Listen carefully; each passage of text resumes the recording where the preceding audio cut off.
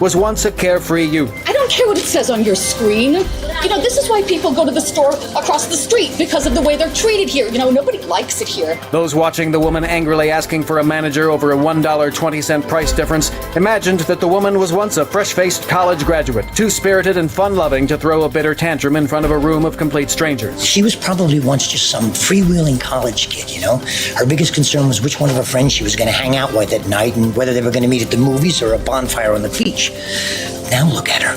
I'll bet if you'd have told her 10 or 15 years ago that one day she'd be ripping into a grocery store clerk with a room full of strangers staring at her, she'd have been horrified. It's sad. In other news, a few years in the military would have really straightened out a troubled teen killed in Afghanistan, and a man on the verge of self-realization instead turns to God. This is the Onion News Network. Got Telegram? You can follow our channel there and discuss show prep with other listeners at telegram.freetalklive.com.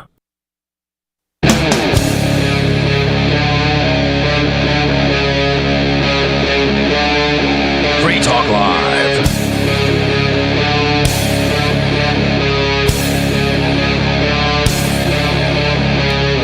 This is Free Talk Live. This is talk radio that you control.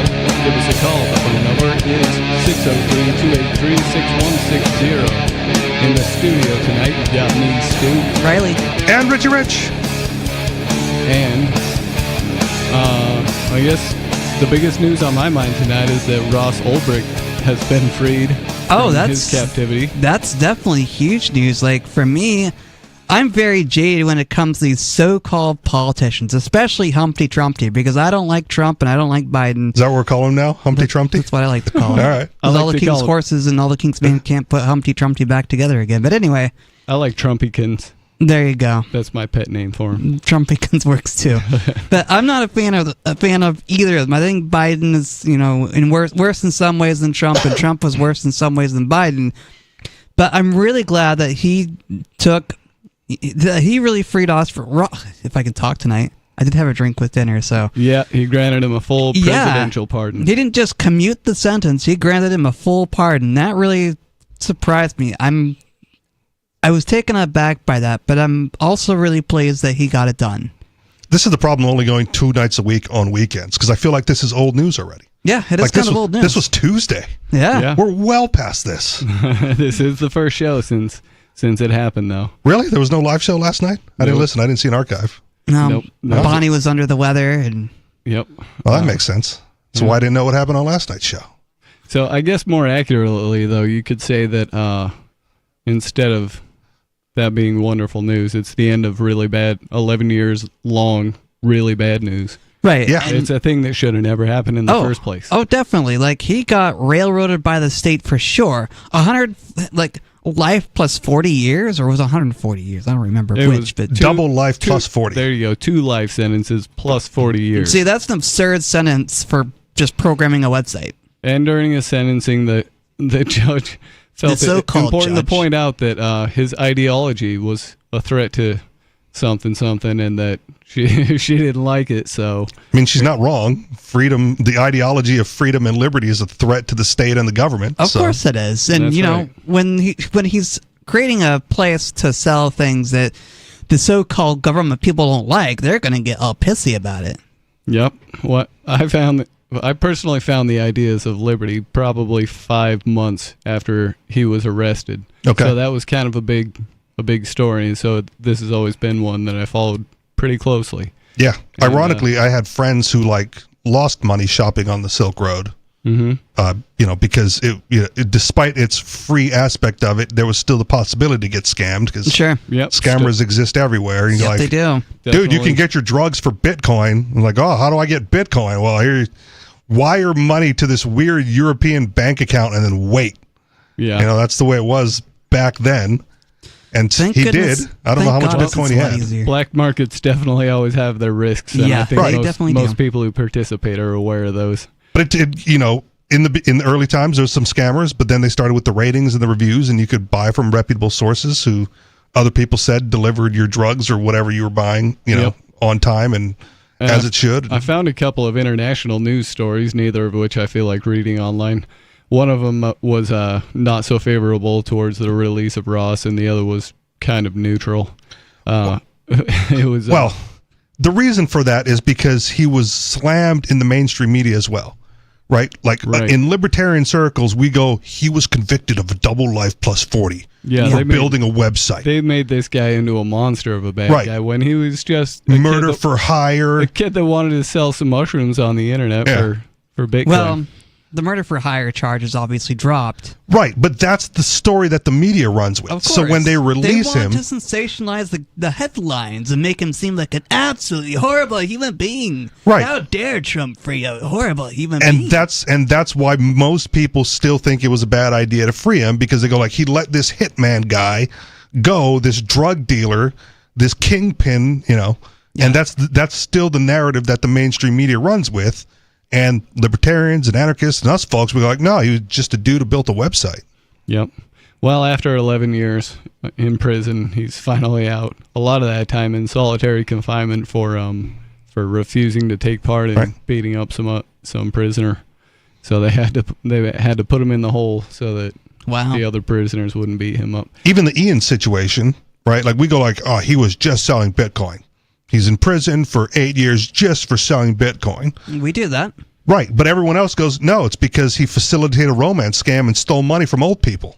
Right, that's the narrative outside of our circle. It is, and it's because the media wants to tell that story. It's the only way they're going to sell their headlines and sell news. Yep. They can lie about Ian and say, oh, well, he was a romance scammer. Right, but he's not going to make friends outside of our circles with everyone reading that narrative. Right. Well, right now, we've got Dave Ridley in New Hampshire on the line. Dave, what's on your mind tonight? Hey, guys. I'm actually visiting Colorado right now, but I have a piece of news for you either way. Yeah, go ahead. So the place where I heard about Ross Ulbricht's pardon was actually a website called allsides.com. So for 5 years, I've just sort of been pining for and wishing someone would set up a sort of an actual neutral news website that really you could rely on. And I think actually All Sides is it. And one of the indicators that they can be relied on. So what they'll do is they'll pull in news from a lot of different media organizations like Reuters or CNN or Reason Magazine or whatever. Isn't Reuters and the AP supposed to be the neutral source? They're supposed to be. Like they're the ones, just the facts, and then everyone else takes it and editorializes. Here's why I know that I like All Sides. Whenever they report something from Associated Press, they put in a disclaimer that it is leftist biased. Okay. Huh. Oh, that's now. They also, if they report something from National Review, they'll put in a disclaimer that it's right-wing bias. And if it comes from Reason, they call it centrist. So these are accurate representations. They do, by the way, call Reuters centrist. I'm not sure if that's accurate or not. Okay. And they write their own summary. This is what's so great. The All Sides writers themselves actually will try to write some kind of a neutral summary. I have never really caught them violating neutrality in their summaries, although I think they do sometimes identify themselves as leftists or rightists when they write an article. Interesting. So they wrote an article about Ross Ulbricht? I don't think they wrote it. I think they forwarded it from somewhere else and also summarized it. Was it fairly neutral then, or did it still kind of cast allegations that are? I think the article I read, and I don't remember where it was from, but the article I read was fairly neutral. Then I read another one from Reason Magazine, which was, of course, pro-Ross. But again, they make clear where everybody's coming from, more or less. Left, right, and center kind of covers it all. It'd be better to have two dimensions than one, but we know it's a start. Okay. Yeah. I mean, fair. When I read any news article, I kind of have in my mind where the bias is coming from, but also I just read for the facts. Yeah. Right? Like, these are the facts. And this again is what I tell people, especially when it comes to like InfoWars and Alex Jones. Right, he sprinkles in a lot of sensationalism, but all of his facts are like documented.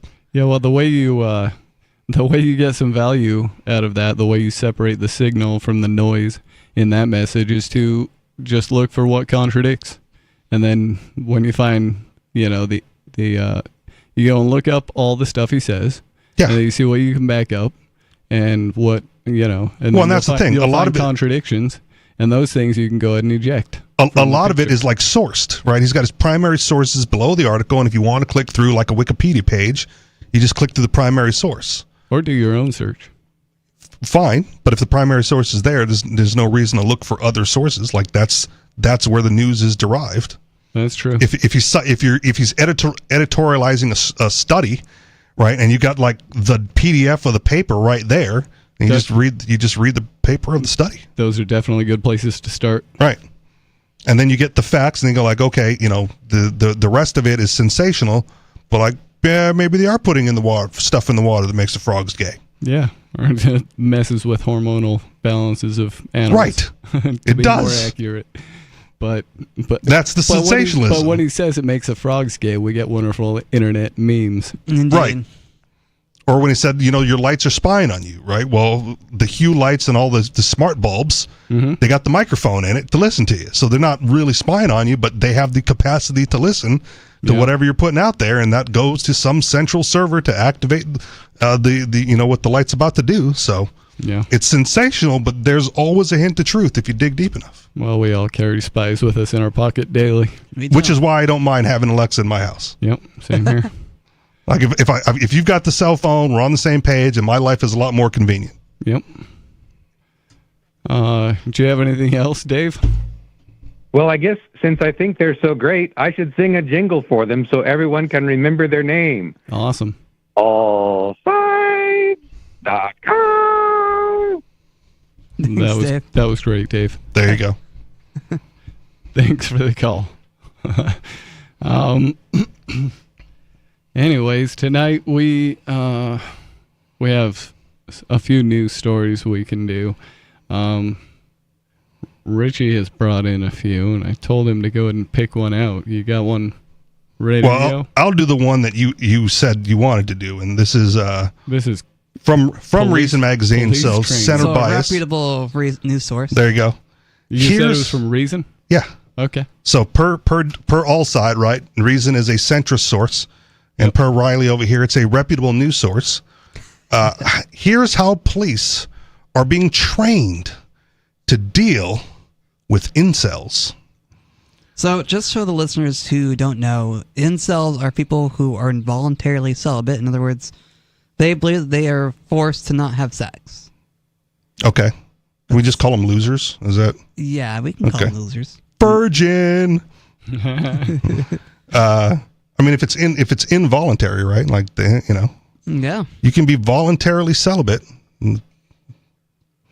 Some men in the incel community want the state to intervene in their dating lives. Whoa. These sexually frustrated men believe that society is biased against them, so they should be given a government-issued girlfriend. What? That's absurd. That's ridiculous. We're getting into just order one from Thailand like everybody else. Yeah. Check the male female before you do. Yeah. Incels have attracted attention from the authorities, just not in the way they would like. Or, if you wanted like a government issued girlfriend, like go into the military, right? Chicks dig a guy in uniform. I rarely ever see those dudes having any issues getting at least one. How faithful they are is questionable. Like there are a lot of routes you could go that would be easier than petitioning your government to give you a girlfriend. Women love a man in uniform, that's for sure. I don't know, man. If you're that desperate, right? Like hit the gym. Yeah. Right? Like work on yourself. Yep. Get yourself a haircut. Buy some nice clothes. You know what also helps? Deodorant. Yeah. Getting offline? Yeah, we'll see. This week, the California Specialized Training Institute is advertising a training session for police across the state who want to learn more about domestic terrorism alongside anarchism, radical environmentalism, white supremacy, and the sovereign citizen movement. The flyer lists involuntarily celibate extremists as one of the threats. It went viral after independent journalist Ken Klippenstein shared it on social media. For several years now, U.S. authorities have treated incel-related mass shootings as a serious security risk. The phenomenon of incel counterterrorism is an interesting window into how the U.S. government makes sense of newfangled threats and how far its surveillance reach goes. Oh my gosh. The training session this week is hosted by the Orange County Intelligence Assessment Center, one of the many fusion centers created by the U.S. Department of Homeland Security to share intelligence between local and federal law enforcement. Although the Fusion Center has not yet responded to a California Public Records Act request for course materials, the law gives it 10 days to do so. Other leaked documents hint at what the class might teach. In 2020, hackers released millions of Fusion Center documents in an incident known as Blue Leaks. Some of these documents, including federal intelligence bulletins and educational materials on the incel menace. The Colorado Information Analysis Center's 2019 slideshow on violent extremism, like the Orange County class on terrorism, lists incels alongside white supremacists, black separatists, anarchists, sovereign citizens, environmentalists, and anti-abortionists. It defines incel ideology as the belief that women cannot be trusted and are not entirely human, but robot-like androids who only crave sex with attractive men. Wow. That's a little absurd. They believe they are ugly and no amount of self-improvement will attract women. They want access to women's bodies without their input. Here's why it's absurd, right? Because yes, women would rather procreate with attractive men, and men would rather procreate with attractive women. Yes. Like, that's how it works. Yep. What you're attracted to, we can debate, and that is a matter of opinion, so it's not really worth talking about, but it varies from person to person. And the problem with incels is generally they're low quality mates, and they want a high quality mate. Yeah, they're 2 shooting for a 10. Right. Yep, you got to set your standards a bit lower there. Or boost yourself up to a 10, right? Like, work on your personality. Develop some hobbies. Maybe take some acting classes so you get used to, like, talking to people differently than how you are. And again, work on yourself. Good grooming, right? Get that haircut. Shave more regularly. Use deodorant. Dress nicely. Shower. Go to the gym. Yes, please. Do all the things that would attract, a higher quality mate if you're a 2, right? If you get yourself in order, you can go from a 2 to like a 6 really easily. You don't have to stay at 2. But if you're in your basement drinking Mountain Dew, eating Doritos, and complaining on the internet, you're not getting very far, man. No, you're really not. My suggestion would really just to be not to worry about it and read a lot of books.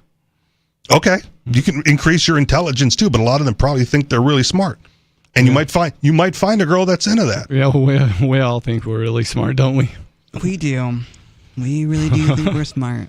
Maybe, but you can be a dummy working like, a normal retail job and still attract the females if you do some of the other stuff, right? And not all of them are attracted to book smart people. Yeah, doesn't happen, right? Especially with the stereotype of they only want the bad boys. Well, present as a bad boy then, right? If that's who you want to attract, present that. Lose the neck beard and throw away the fedora. As possible ways to deal with incels, the slideshow suggests intervention by their online community, authorities, and acquaintances. The next slide cites the case of a Utah man who was sentenced to prison for posting on Facebook that he was planning on shooting up a public place and killing as many girls as I see. Law enforcement puts a lot of energy, perhaps more than the public realizes, into tracking down violent online fantasies. In August 2019, the Portland Police Bureau Criminal Intelligence Unit put out a bulletin seeking information on a Reddit user who wrote and then deleted, "People ask, are you okay?" But never, "Are you planning to commit mass murder at the Black Lives Matter march in downtown Portland, Oregon on August 18, 2019 at 1900 local time with a Ruger 5.56 AR-15 style rifle and ammunition purchased from Northeast Arms in Salem, Oregon?" Glad I got that out. Very specific. The bulletin said that the user is believed to be 13-year-old going into 8th grade, includes his alleged photos, and report that he had posted content consistent with the incel movement. So again, 13-year-old incel, like, dude, you're not even supposed to be getting laid yet. Like, give it a couple years. Yeah, give it a couple years. Find a girl to hold hands with. Hold hands first. Get to know a girl. Then you can lay with her. And here's some unsolicited advice, because this was from a buddy of mine who had like no problem with the chicks, and he was in high school at the time, and he's like, dude, I always talk to the ugly chicks. Like, why would you do that? It's like, because when they get older, they'll be cute and they'll remember me. So like, and again, no problem getting ladies from his perspective. So if you're in that age range and like, there's a chick over there that might not be your standard now, maybe the friend zone's worthy of riding out for a few years and see what it turns into. Yeah, 5 years changes a lot. There you go. In May 2020, the Northern California Regional Intelligence Center uploaded a memo from Verizon about a Yahoo Answers user who posted that he felt like bringing a gun to school because it's white and racially bullied on a daily basis, and he called an incel loser. The memo includes a user's name, date of birth, email address, and IP address, which placed him somewhere in Canada. Verizon did not respond to requests for comment. The first known act of a real-life incel violence was a Isla Vista massacre on May 2014, when a man named Elliot Rogers posted a YouTube video complaining about his virginity, then committed a series of murders around a local college campus. Copycat attackers, who all named Roger as their hero, shot up an Oregon community college in October 2015, ran over Toronto shoppers in April 2018, and shot up a Tallahassee yoga studio in November of 2018. See, if you're going to go to the yoga studio, just go and do yoga. Yeah. Right? There are lots of women doing yoga. You can meet one of them. You could absolutely meet one of them. And if you're not like creepy about it, right? You can get in there. But judging by the volume of bulletins on Blue Leaks, law enforcement interest in incels really pick up after May 2019, when the FBI issued an intelligence bulletin stating that violent incel rhetoric expressed online in incel community forums likely is partially responsible for some individual incels' escalation from grievance to violent, physical, and revengeful acts. The bulletin cites Reddit posts and memes about Stacy's and Chad's, along with examples of real-life incel attacks. In June 2019, the U.S. military made personnel sit through a briefing on incel threats, which included images of those same memes. A few months later, the U.S. Secret Service issued a public report on mass shooters, stating that many attackers' beliefs were multifaceted and touched on a range of issues, including white supremacy, anti-Semitism, conspiracy theories, sovereign citizens, animal rights, and the incel movement. FBI Director Christopher Wray later described this phenomenon as attackers picking from a salad bar of ideologies in testimony to Congress.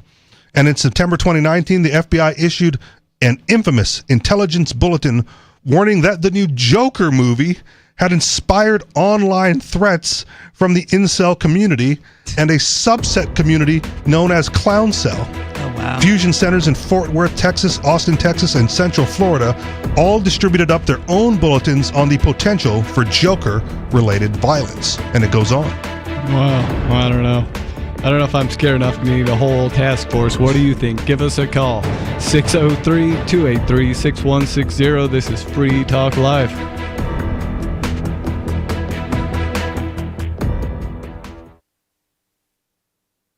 Like most married couples, Dale and Barbara Patterson like to shake things up from time to time. The couple of 12 years says they've been able to keep their relationship spontaneous and interesting by bickering in all sorts of different positions and even different rooms. There was a while there when our petty nitpicking got pretty predictable. Dale would finish harping on some stupid bullshit first, and before I had time to get a word in, he would just let out a groan, roll over, and fall asleep. Now he really takes his time ripping me a new one over every little thing. Maybe we'll just pounce on each other the second we get home from work in the evening. And then just go right back at it in the morning. I mean, sometimes we'll look at each other directly in the eyes when we're having an argument. Other times she turns her back on me and I just scream at her from behind. We're not exactly shy about doing it in public anymore. Dale gets pretty worked up when there are people around who could be watching or listening. Still can't believe you forgot. Not now. Oh, come on. I said not now. Oh, what? Don't even. Don't even what? I asked. This is the Onion News Network. From Feature Story News in Washington, I'm Nick Harper. The White House says US President Donald Trump is making air travel safer by reviewing hiring practices following Wednesday night's fatal mid-air collision in Washington. It comes as the president faces accusations of racism for suggesting diversity hirings contributed to Wednesday's crash between a passenger jet and a military helicopter. The White House press secretary Karoline Leavitt defended President Trump's comments at a briefing on Friday. When you are flying on an airplane with your loved ones, which every one of us in this room has, do you pray that your plane lands safely and gets you to your destination, or do you pray that the pilot has a certain skin color? I think we all know the answer to that question, and as President Trump said yesterday, it's common sense. The White House has confirmed fresh tariffs will come into effect on Saturday against China, Canada and Mexico. That's despite concerns the move will push up prices for US consumers. Here's White House Press Secretary Karoline Leavitt.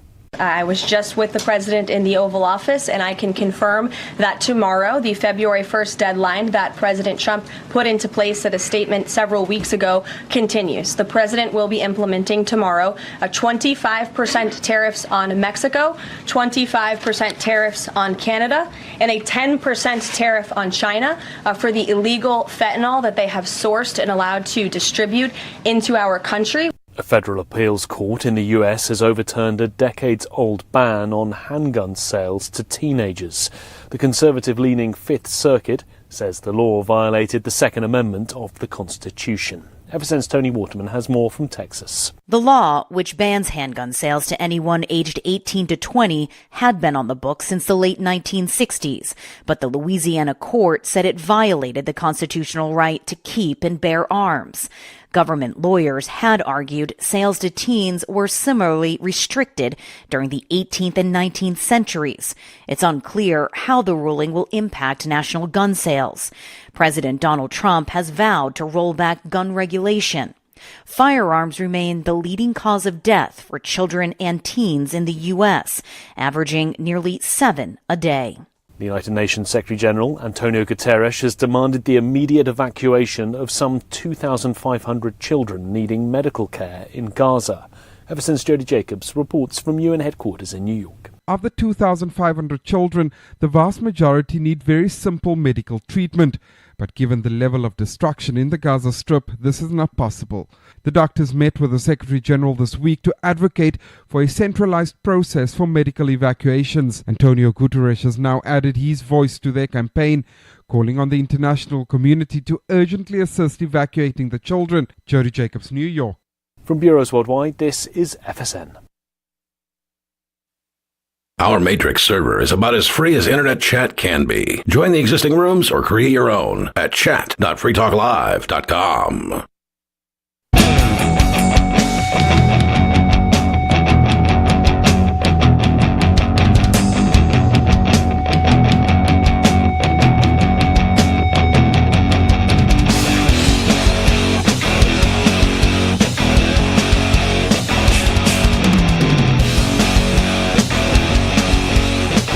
This is Free Talk Live. It's talk radio that you control. Give us a call. Get your thoughts and opinions on the radio.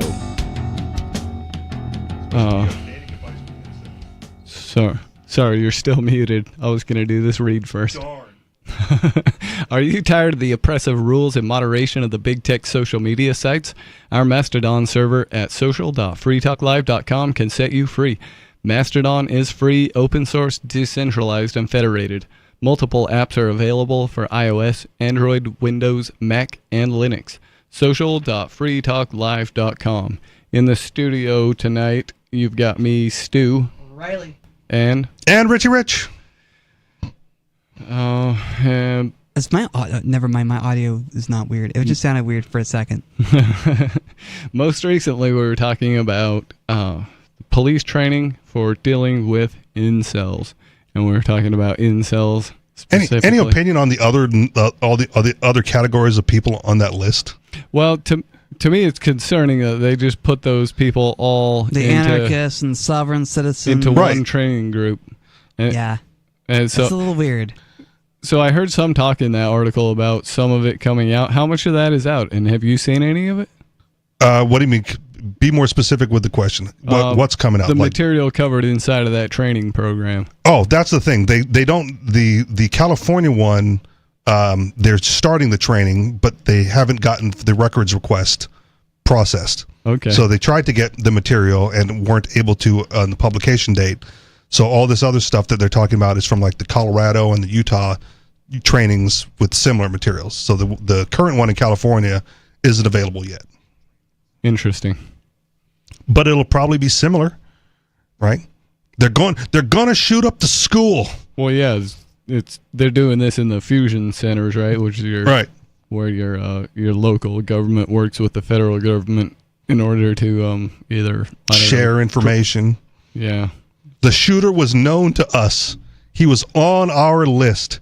We had been monitoring for several years. That's right. And and we supplied him with a lot of stuff too, huh?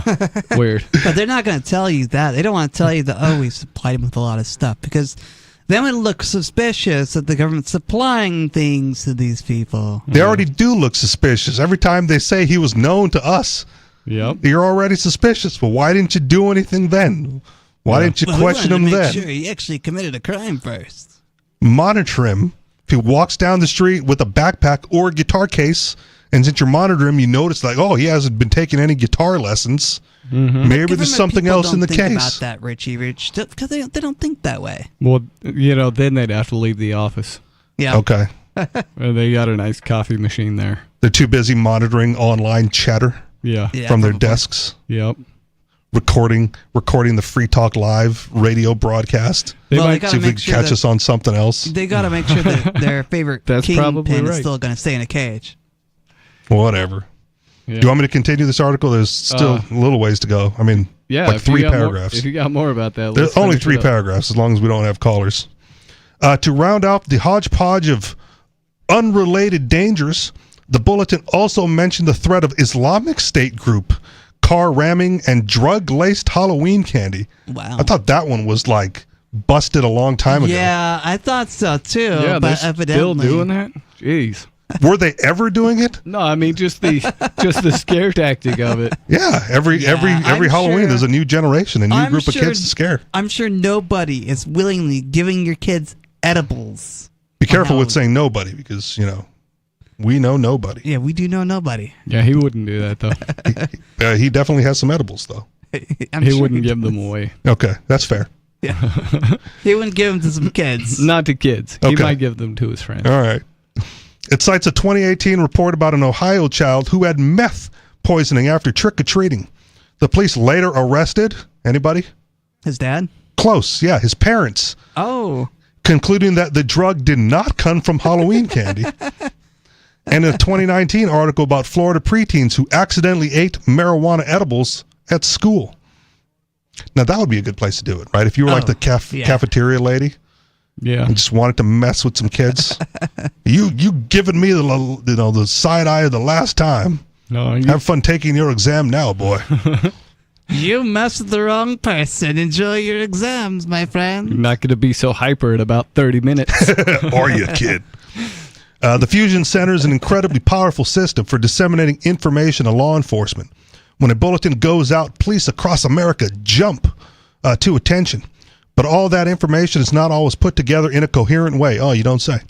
A Senate report in 2012 concluded that fusion centers had forwarded intelligence of uneven quality, oftentimes shoddy, rarely timely, sometimes endangering citizens' civil liberties and Privacy Act protections, occasionally taken from already published public sources, more often than not unrelated to terrorism.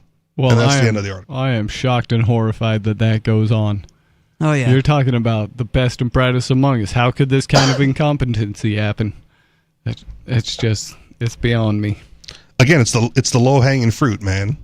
Like, why put in any effort to do actual police work? Yeah. When there's, easy stuff to go after. Yeah. Or that's right. When you could just make something up from your computer while eating donuts. Yep. Pretty so easy. be aware of that single dude around you that's leering lasciviously, acting creepily, maybe wearing a trench coat in the summertime. Like that's an incel terror attack waiting to happen. Yeah. No, I was friends with some of those kids, and they were neither incels or going to attack anybody. Okay. The trench coat wearers or the Lear lasciviously? Yeah, the trench coat kids. Okay. Yep. I mean, I bought one when I moved to Washington because, hey, it's Washington and it's cold. Yeah, I always figured I'd wear one if it were functional. But, yeah. But it only needs to go slightly past your waist. Otherwise, it's kind of in the way. Unless you're talking about a raincoat. I've got a raincoat that's that long. Okay. But I mean, mine was a full-length leather one, but I sprayed it down with, water protectant. So, yeah, and that was kind of my problem with it, too, is that you have to do that type of maintenance on it. Otherwise, you wear it out in the rain, it's just going to shrivel up, and it'll be a mess. Yeah. How often do you have to spray a leather jacket with water protectant? I don't remember. Okay. Depends on what, depends probably on weekly or monthly. Yeah. But it's leather, right? So, I mean, leather requires maintenance anyway if you want to keep it soft. So I had like the leather conditioner, the rain protection, and, I didn't need it in the summertime, right? So when it was wintertime, you pull it out of the closet, you oil it up, condition it, put some of that rain protectant on it, and then see what happens. It didn't get ruined until I left it in storage for too long. Wow. Yeah. Well, tonight we talked a little bit also about the pardoning of Ross Ulbricht, and I've got another story related to pardons. This one, though, is about the preemptive pardon of Anthony Fauci. Okay. I guess Biden wanted to protect the dude distributing the Fauci ouchies. I guess so. And that's the thing with preemptive pardons, right? Like, there's a presumption of guilt. They haven't been accused of a crime, exactly, right. But there's like rumors floating, right? There's rumors floating around. Number one, there's a presumption of guilt. That's like people's main concern. Well, why would he get a pardon if he was innocent? But if from Biden's perspective, it was preemptive, and in his words, I'm not going to say this verbatim, but like his words were, he's going to be attacked politically, not because he did anything wrong, but just because, he's against Trump politically. And Trump is going to go after his political opponents for any number of things, right? And if we think back to like what they did to Trump, a lot of the attacks they levied at him, including the impeachments, were trivial in comparison. Yeah. Mm-hmm. Right? Like they threw everything at the wall to see what stuck. They're hanging their hat on like 34 felony convictions based on like one act, right? Like, oh, he's a felon because he paid off a stripper. Yeah. Right. But like the fear is that he will do the same in retaliation. And in order to prevent that retaliation, we must preemptively pardon these people, because who knows what they may or may not have done trivially. We know that they didn't do any big stuff because, hey, they would have been found, they would have been investigated for that. But it's the trivial stuff that Trump might go after. So I wonder how widespreadly it's known, just the line of questioning that Rand Paul gave Anthony Fauci in, I don't know, Congress or somewhere Yes. official looking. And Fauci wasn't very happy about the line of questioning. Right. When something like, did you make this disease? And Fauci said no, and that's not what we call it. And so anyways, let's get into the story from Ars Technica. Another reputable news source. Absolutely, very reputable. I think they do okay. With just hours left in office, President Joe Biden has issued a preemptive pardon for Anthony Fauci, America's top infectious disease expert. For nearly 4 decades, Fauci directed the National Institute of Allergy and Infectious Diseases. He advised 7 presidents, beginning with Ronald Reagan, and among his many accomplishments, played a crucial role in the response to the HIV/AIDS epidemic. Fauci was which he mishandled. Yeah, mishandled the very COVID badly. pandemic. Yeah. Fauci was a leading architect of PEPFAR, the global AIDS response program begun by President George W. Bush that is estimated to have saved 25 million lives. Fauci served as Biden's medical advisor until his retirement at the end of 2022. For more than half a century, Dr. Fauci served our country, Biden said in a statement released this morning. This article is 6 days old. He saved countless lives by managing the government's response to pressing health crises, including HIV/AIDS, as well as the Ebola and Zika viruses. During his tenure as my chief medical advisor, he helped the country tackle a once-in-a-century pandemic. The United States is safer and healthier because of him. Maybe. Maybe not. Yeah. Right? It's hard to say because they locked everything down, wouldn't let us try anything alternative to what they had to say. Yep. Right? I think a lot of people would argue with that. But while Fauci was once considered America's doctor and a trusted face of public health responses, he became vilified for his handling of the COVID-19 pandemic, which deeply divided the country. Though he has been charged with no crime, he has continued to face threats of investigations and charges, particularly from the political right. For instance, Elon Musk, who incoming President Trump has tapped for unofficial federal government positions, has posted several times on social media, "My pronouns are prosecute Fauci." Right. So that alone is evidence of why Joe Biden would pardon him. Right? Yeah. Like it's coming only from the right. It's high-profile individuals attacking him, prosecute him for, right? Where's the accusation? Where's the evidence of a crime? Where's the ties of him to the responsibility of it? Right? If you have all of that, then put that out there. Right? Here's what he did. Here's when he did it. You know, we know this. He was in charge. The buck, even if he wasn't like the doctor in the lab, right? The buck stops with him. He issued the order. You know, any of those things. Yeah. And then blast them in the public. Yeah. Well, I know I know vaguely how that chain of responsibility goes. He funded through the NAIDS, whatever. Okay. He funded through that research group that funded another research group, and then that one was, you know, the lab in Wuhan. And they were doing, so, like, you know, you heard Rand Paul ask him, "Were you doing gain of function?" And he's like, "No, we weren't doing gain of function." And it's semantics, right? He's just calling it something else. They're just going to rename it the Gulf of Mexico, for example. Okay. Well, and if that's the case, right, then you can hang him up for perjury. Yeah.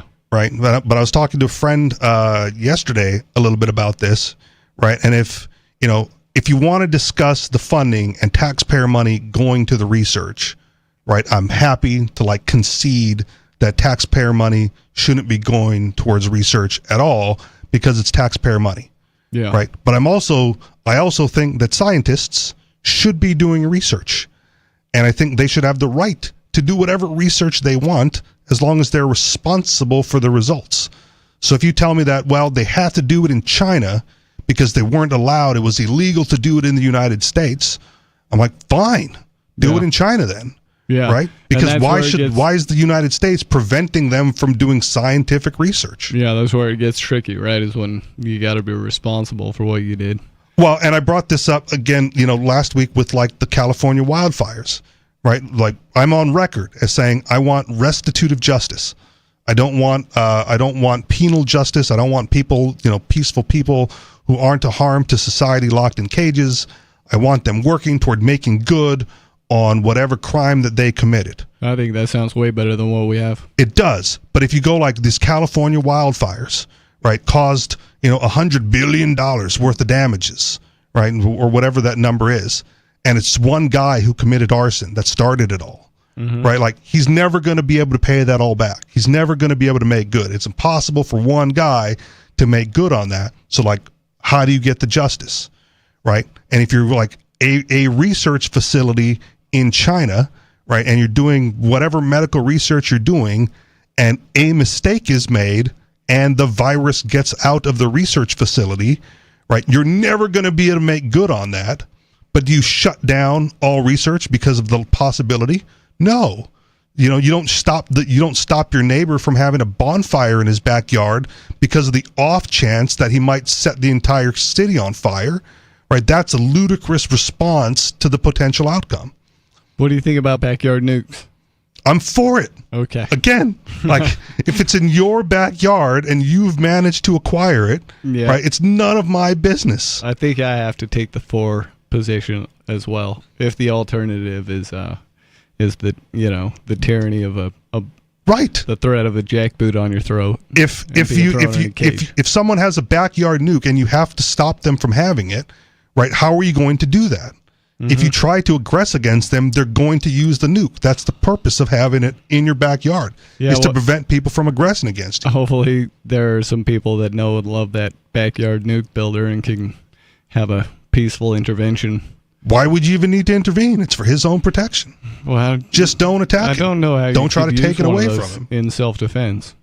You just push the button if someone comes to attack you. Yeah, but nukes are a lot more dangerous than a gun. You're going to destroy yourself. What's that? You're going to destroy yourself. Yeah, so don't attack me. Nukes are also more dangerous than a gun. So I don't know, a lot of more dangerous blasts.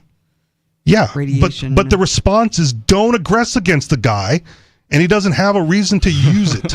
Okay. Right? If you want to take it away, you have to aggress against him and his property because it's not your nuke to take. So it's a mutually assured destruction policy down to the individual.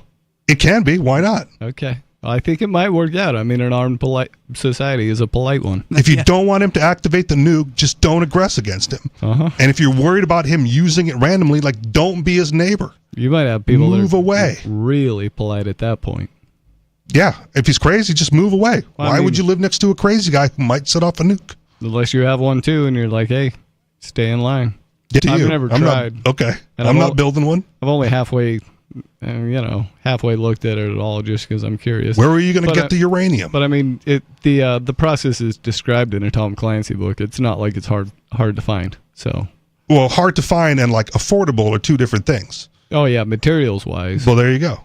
Yep. Like I had a buddy back in the day who like wanted to make LSD, and turns out you really can't just get all the chemicals, and what they have on the streets is more like LSA.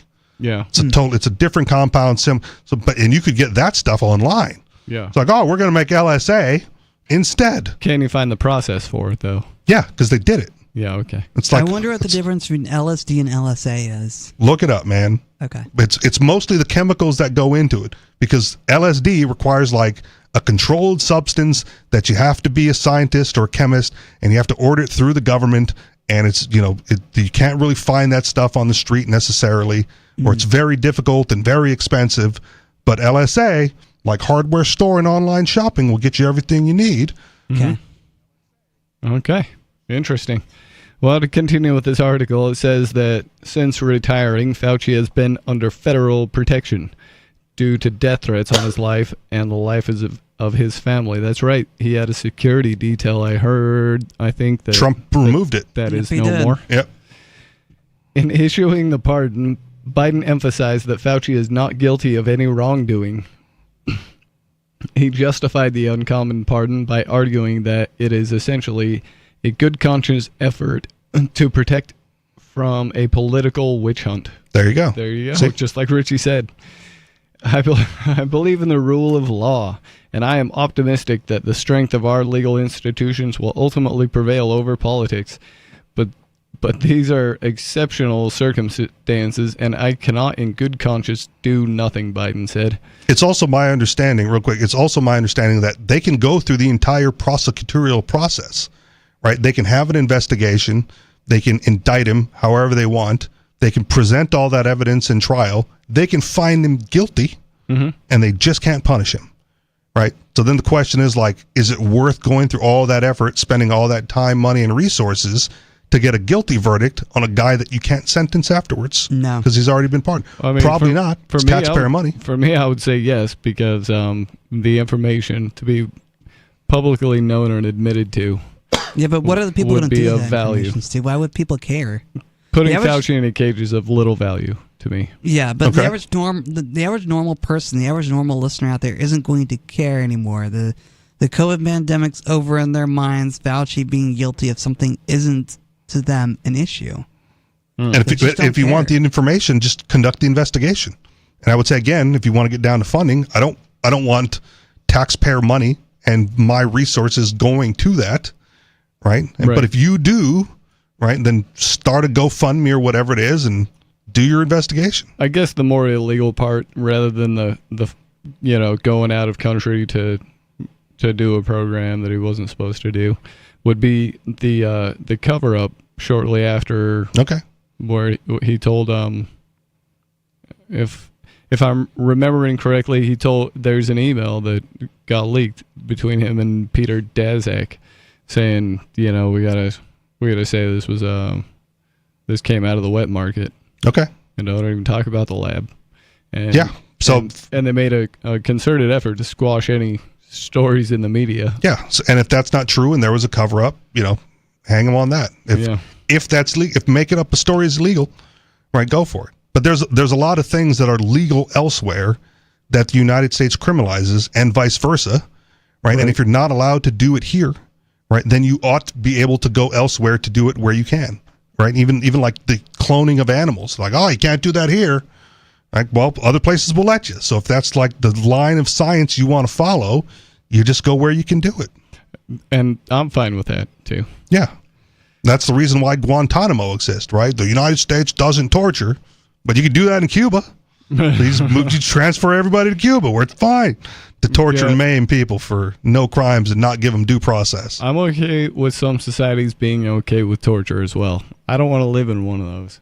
But the Guantanamo things, I'm not okay with the government sponsoring torture of people. I'm not either, but that's the justification, right? We can't do it here, but we can do it there. So you just move them there to do the bad stuff. That is... Or scientific research or whatever it is you want to do. That was the logic they came up with, I guess. Right? You want to buy marijuana in New Hampshire? No, you cross the border into like Vermont or Massachusetts or Maine. Wasn't that... Because you can't do it here. Supposed to be closed down... I don't know. 14 years ago or something? I have no idea, but I mean, there's no dispensaries here. Yeah. Right? You go elsewhere. You go where it's legal. Yeah. Oh, you mean Guantanamo? Yeah, it was supposed to be, but it's still operational. Yeah. Well... I guess they gotta have somewhere to do their torture. We'll talk about this some more coming up. Give us a call. Get on the phones. The phone number here is 603-283-6160. Let us know what you're thinking about tonight. This is Free Talk Live.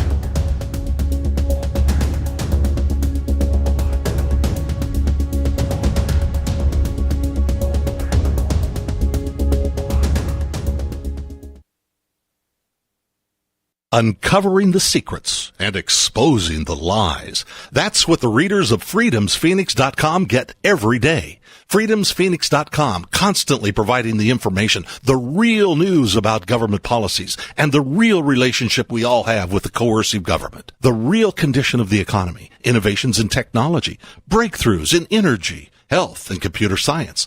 Learn the truth well before it's admitted to in the lamestream media. The corporate media, nothing more than distributors of government propaganda, but now there's an alternative. freedomsphoenix.com.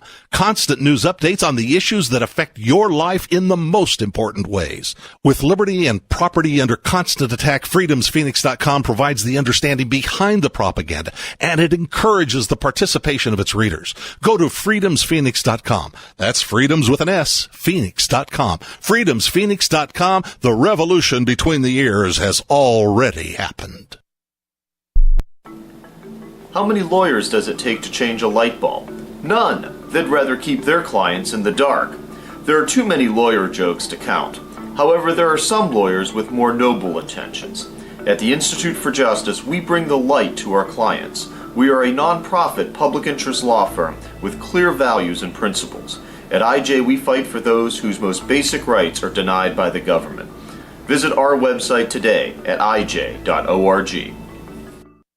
What if you want to hear the latest episode of Free Talk Live, but all you have is your phone, you forgot to download our archive, and you have no data connection? You can call our Listen line at 641-793-0191. That's a long-distance number, so you may incur charges. If not, listen as long as you want. 641-793-0191. The Free Talk Live Listen line, 641-793-0191.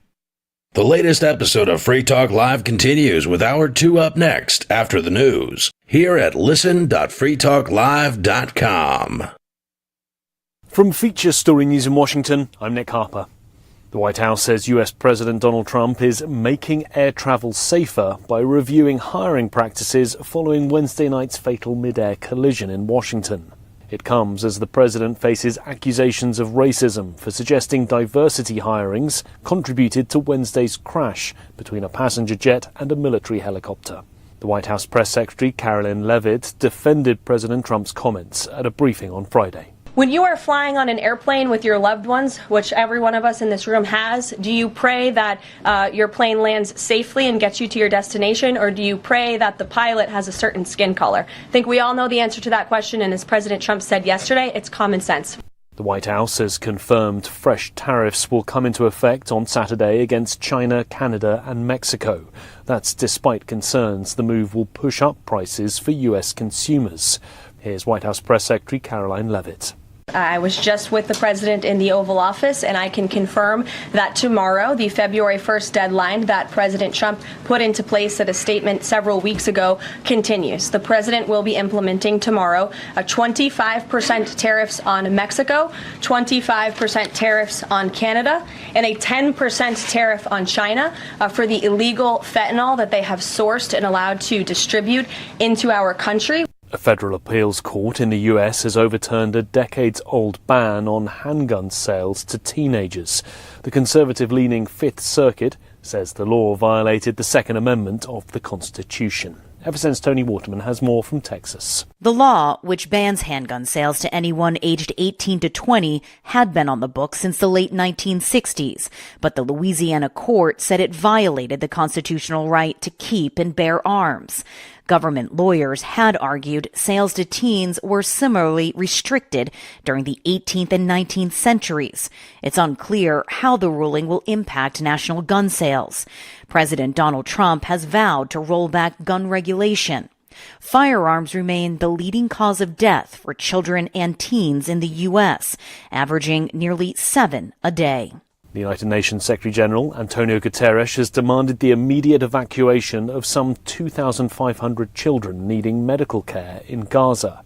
Ever since Jody Jacobs reports from UN headquarters in New York. Of the 2,500 children, the vast majority need very simple medical treatment. But given the level of destruction in the Gaza Strip, this is not possible. The doctors met with the Secretary General this week to advocate for a centralized process for medical evacuations. Antonio Guterres has now added his voice to their campaign, calling on the international community to urgently assist evacuating the children. Jody Jacobs, New York. From bureaus worldwide, this is FSN. With FSN Spotlight, I'm Simon Marks. Today, the reaction of an aviation professional to Donald Trump's suggestion that hiring practices focused on diversity, equity and inclusivity at the U.S. Federal Aviation Administration may have contributed to air traffic control errors that may have contributed to the fatal air accident in Washington on Wednesday night. The president was speaking even as the recovery operation was still underway and before the investigation into the mid-air collision had begun. Terry Towser is a former airline pilot and author of the book Confessions of an Airline Pilot, Why Planes Crash.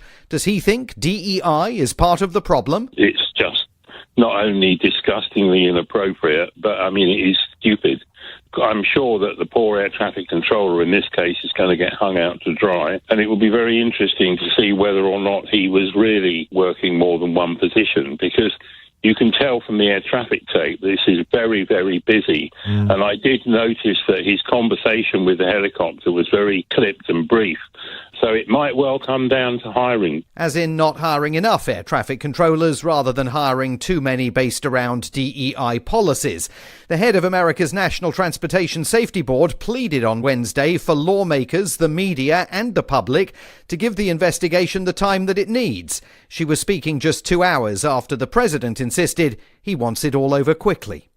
With FSN Spotlight, I'm Simon Marks. And the main news again, the White House says US President Donald Trump is making air travel safer by reviewing hiring practices following Wednesday night's fatal mid-air collision in Washington. The US has also confirmed that fresh tariffs will come into effect on Saturday against China, Canada and Mexico. And a federal appeals court in the US has overturned a decades-old ban on handgun sales to teenagers. There's more from us on X at Feature Story. That's Feature Story News. Nick Harper reporting. A report on obesity rates released this week by the CDC confirmed that millions of courageous Americans continue to overcome the media's persistent pressure to be thin. Researchers told reporters that while the vast majority of film and television continues to portray thin, in-shape people, over 30% of Americans remain resolved in their effort to stand up to idealized images of men and women. Every day, people are inundated with unvarying images of slim men and women, but millions of heroic Americans continue doing their best every day to maintain BMIs of 35 or higher. These people aren't afraid to fly in the face popular culture deems acceptable and bravely eat and drink whatever they want, whenever they want. In other news, the nation's single men announce a plan to change their bed sheets by 2019. A woman who left the room crying earlier expects to jump back into the party just like that. And a courtroom artist is clearly infatuated with the bailiff. This 2.5-minute long session of immersion therapy is finally complete. Your crippling fear of watching video news recaps should no longer be a problem. For more, keep checking theonion.com. You can stick it to the man and big tech. Join our FTL social mastodon at social.freetalklive.com.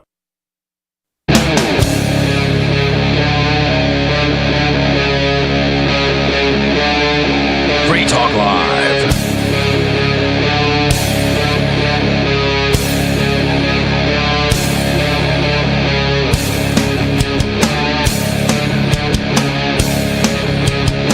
This is Free Talk Live. Free Talk Live is radio that you control by calling in. Anybody's allowed to call and say pretty much whatever they want within the FCC guidelines. The phone number here to the studio is 603-283-6160. Free Talk Live is brought to you by LibertyMinded.com. Official Free Talk Live gear like t-shirts and hoodies are available at LibertyMinded.com. Plus, you'll find a unique collection of cool and funny liberty-oriented clothing at LibertyMinded.com. That's LibertyMinded.com. In the studio tonight, it's me, Stu. Riley. And Richie Rich. And previously, we were talking about the pardoning of... Previously on FTL. That's right. The pardoning of Anthony Fauci. Thank you so much for the radio voice, for the so-called narrator Anthony announcer Fauci. voice. The so-called doctor, anyway.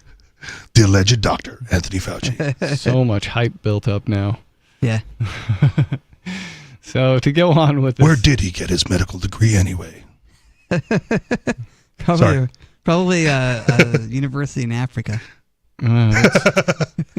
Probably a question that's worth looking into, and who he met in college, and is that university still in existence, and are they willing to revoke it?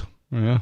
Right now, though, we're going to go to the phones where we've got a caller on the line.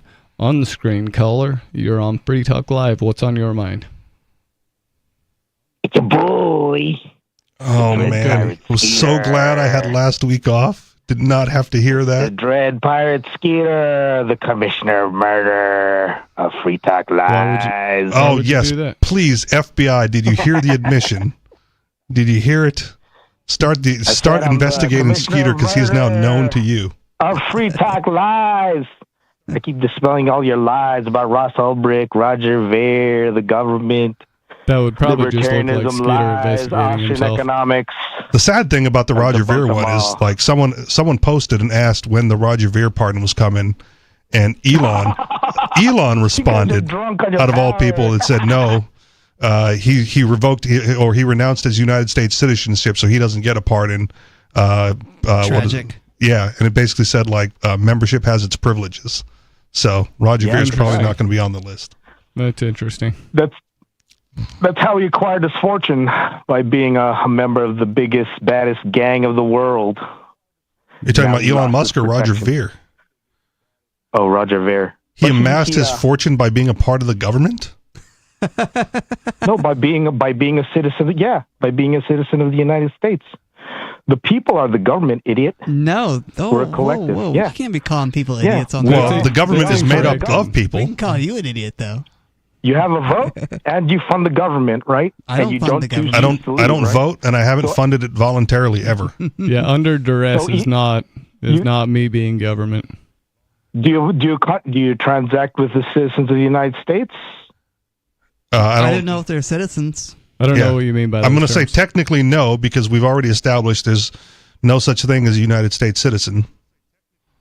What are you talking about? Don't start that sovereign citizen crap with me. It's not a sovereign citizen. It's by their rules and by their definition. So if there's no United States citizens, then I have not transacted with any of them.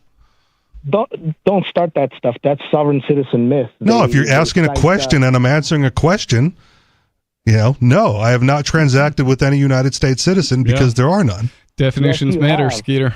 Yes. Yeah, no. You can't ignore the facts of the matter and then accuse me of lying. Definition from? What's that? Black's Law Dictionary. From another sovereign citizen? Black's Law Dictionary. Who told you this interpretation of It's not an interpretation. It's the definition as laid out in Black's Law Dictionary.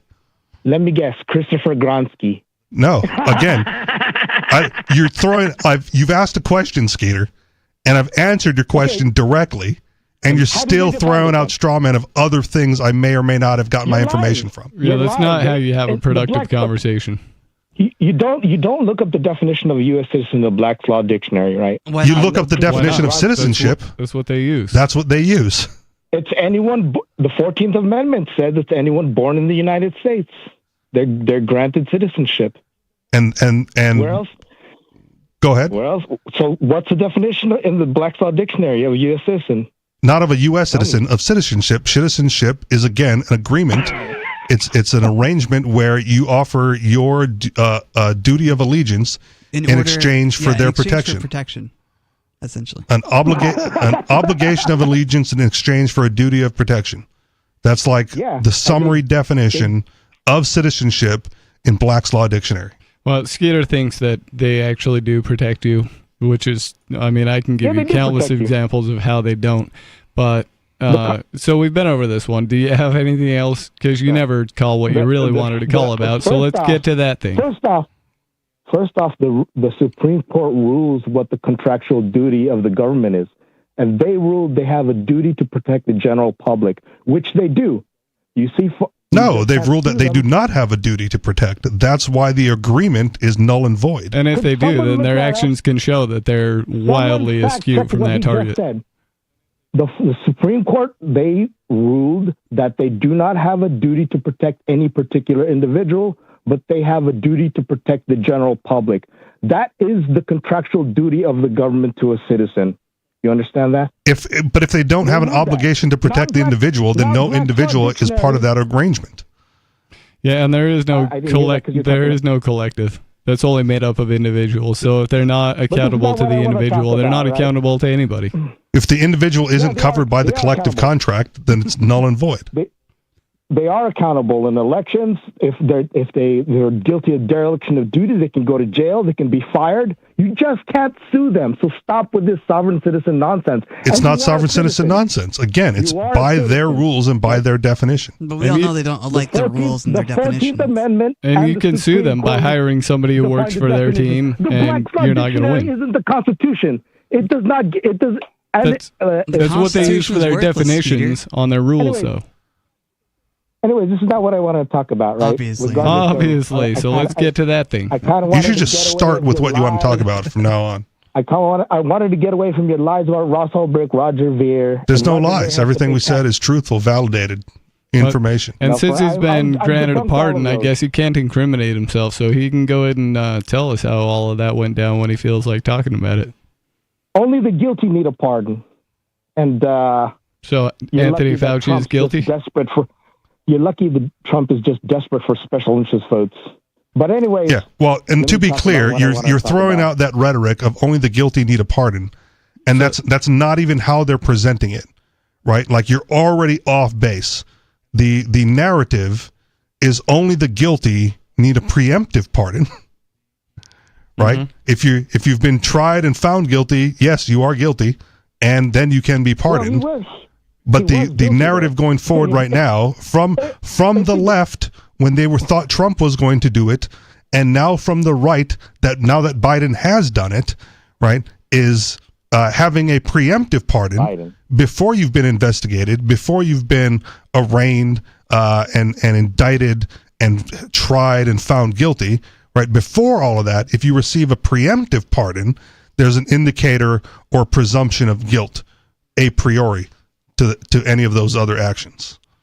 So you're not even getting the rhetoric right by saying only the guilty need a pardon, because that's already true. You pardon guilty people because they've already been found guilty, usually unfairly or unjustly, or that, you know, the sentence was unjust, and therefore you pardon them to retract all of that or commute the sentence if they've gotten, you know, time served.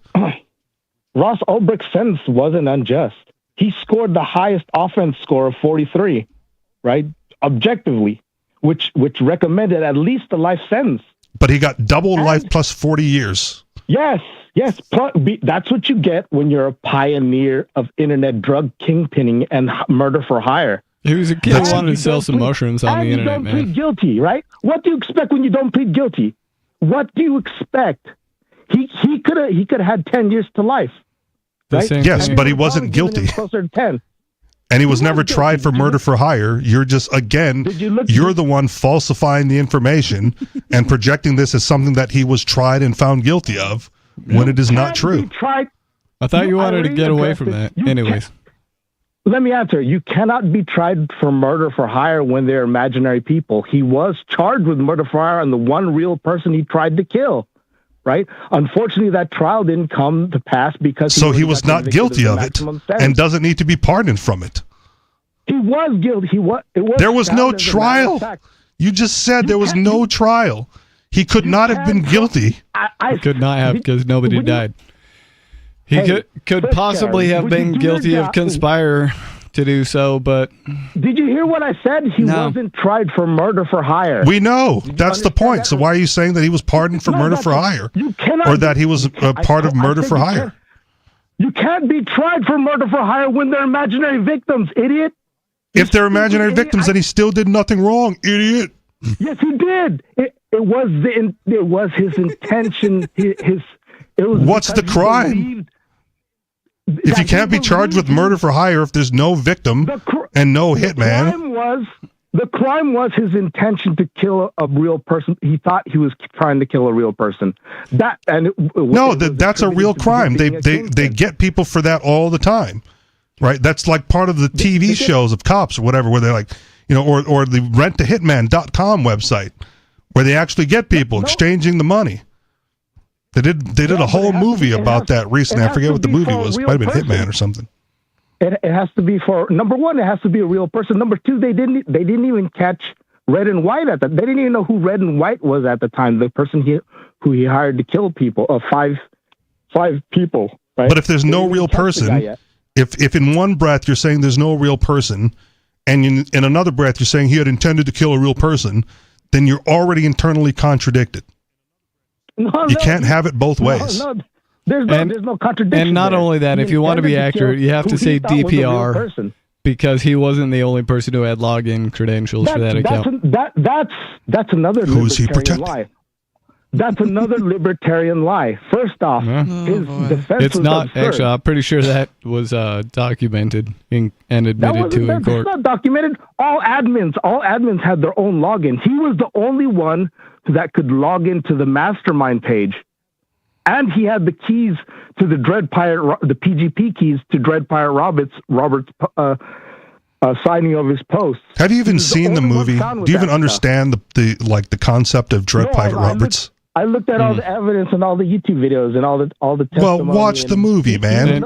The whole point of Dread Pirate Roberts is it's a name that gets passed down from person to person, and he who assumes the mantle. He tried to do that at one point. Do you understand how idiotic that is? Too. First off, it's a movie. It's a fantasy movie, but explains the concept of Dread Pirate Roberts. I understand the concept of Dread. Then you should know that if you have a login called Dread Pirate Roberts, that you can then pass that login to anybody you wish, and they assume the mantle. Ross Ulbricht may not have even been first, and may not have even been last. Just got caught in the middle. That was the intention of why they created the name. Yes. Yeah. So it's very possible that all of the stuff that happened under Dread Pirate Roberts wasn't even Ross Ulbricht. because it was a name used in that manner to establish that anyone could be him. Do you understand the standard of reasonability? You have to show evidence that someone actually was kingpinning, just like Ross Ulbricht. He didn't provide any evidence. Do you understand the concept of reasonable doubt? And that if there are multiple people with the login, you can't pin it on one guy because it could have been multiple people? Only one person had the login to the mastermind page. There was no evidence anyone else logged into the Silk Road mastermind page. I've never heard anybody else reference the Silk Road mastermind page. Yeah, that's what he was caught when he was on his laptop. Even if so, into the mastermind page. Right? If it's the login that you're concerned about, and like I could give Riley the login to my email account, and he can log in and read my email. And send email as Richie Rich. And send or Dread Pirate Roberts. That's the idea of sharing the login. No, that doesn't rise to the standard of reasonability, right? It absolutely does. Yeah, and even if it doesn't, it rises to the standard of reasonable doubt. And not only that, but Catherine Forrester, the judge in the case, specifically said you're an idiot. That she was giving him such a harsh sentence because of his political ideology and because she didn't like the way he thought and that he wasn't going to change his mind. His ideology is dangerous when you're trying to get people to break the.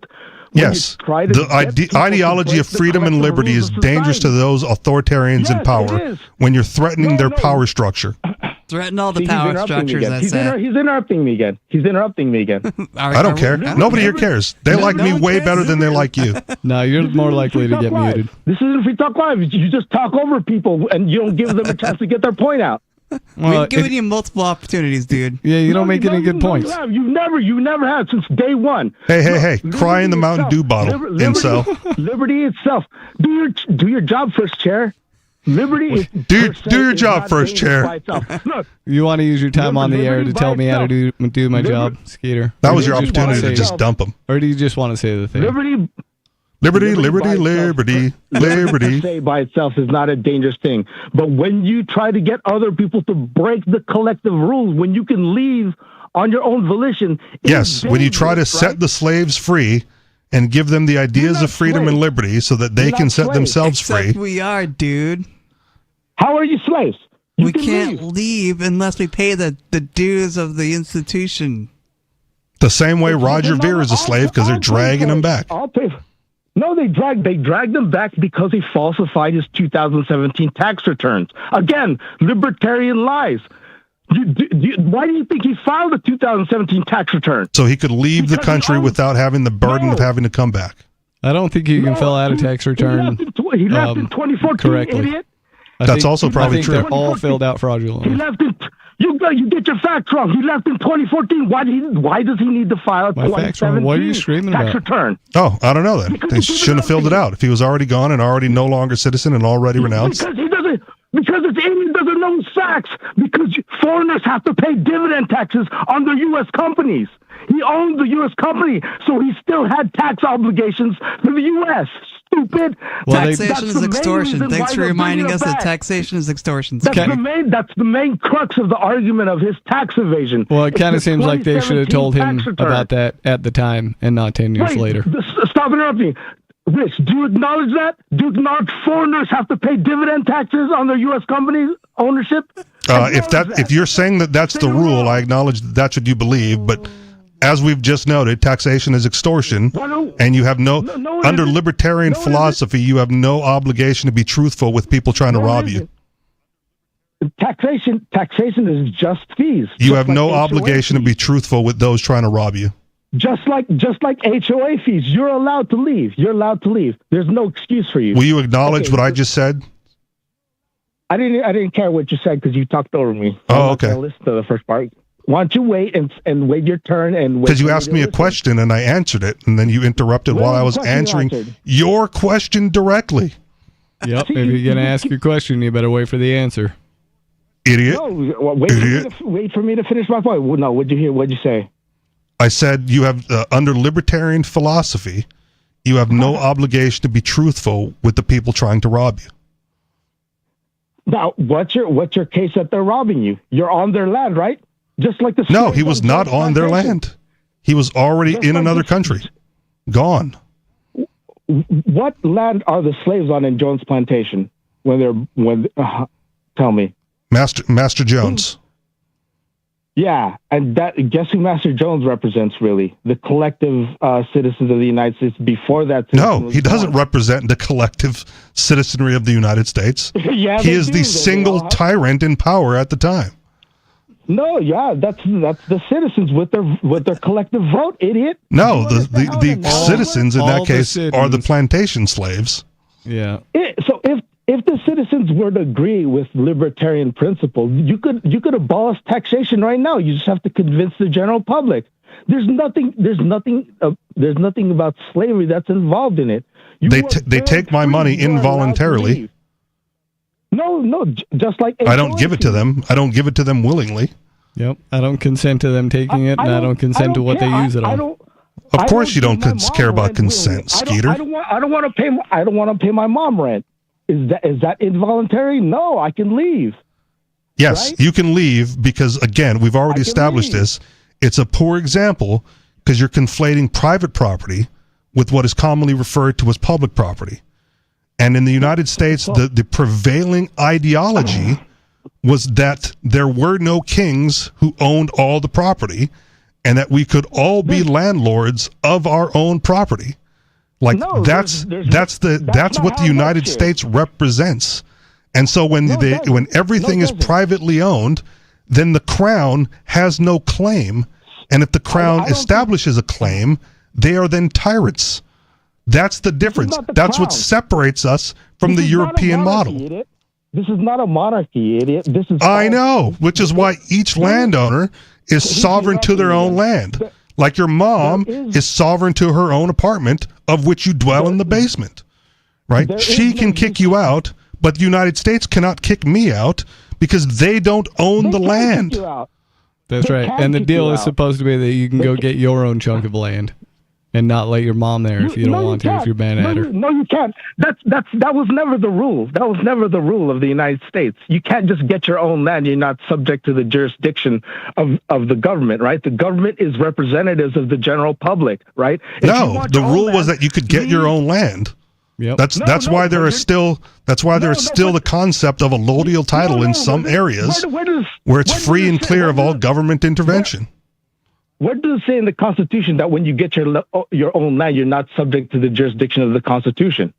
The Constitution is a document to talk about what the government can and cannot do, and not what the people can do.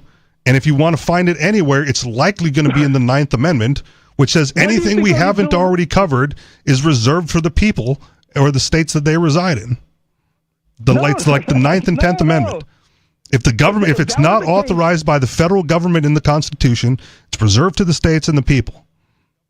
If that were the case, then the states could determine if slavery is legal or not. That's why they fought a civil war, you moron. Yeah, no. If you were to take your argument, then you could make a case that. So you agree with that? That the states can? No, I'm saying that's what they fought for. I'm not a fan of slavery, but that's the claim. We have states' rights. We want slavery. You're not in charge of us. Nice try again. I'm making some sense. Maybe you can do better next time.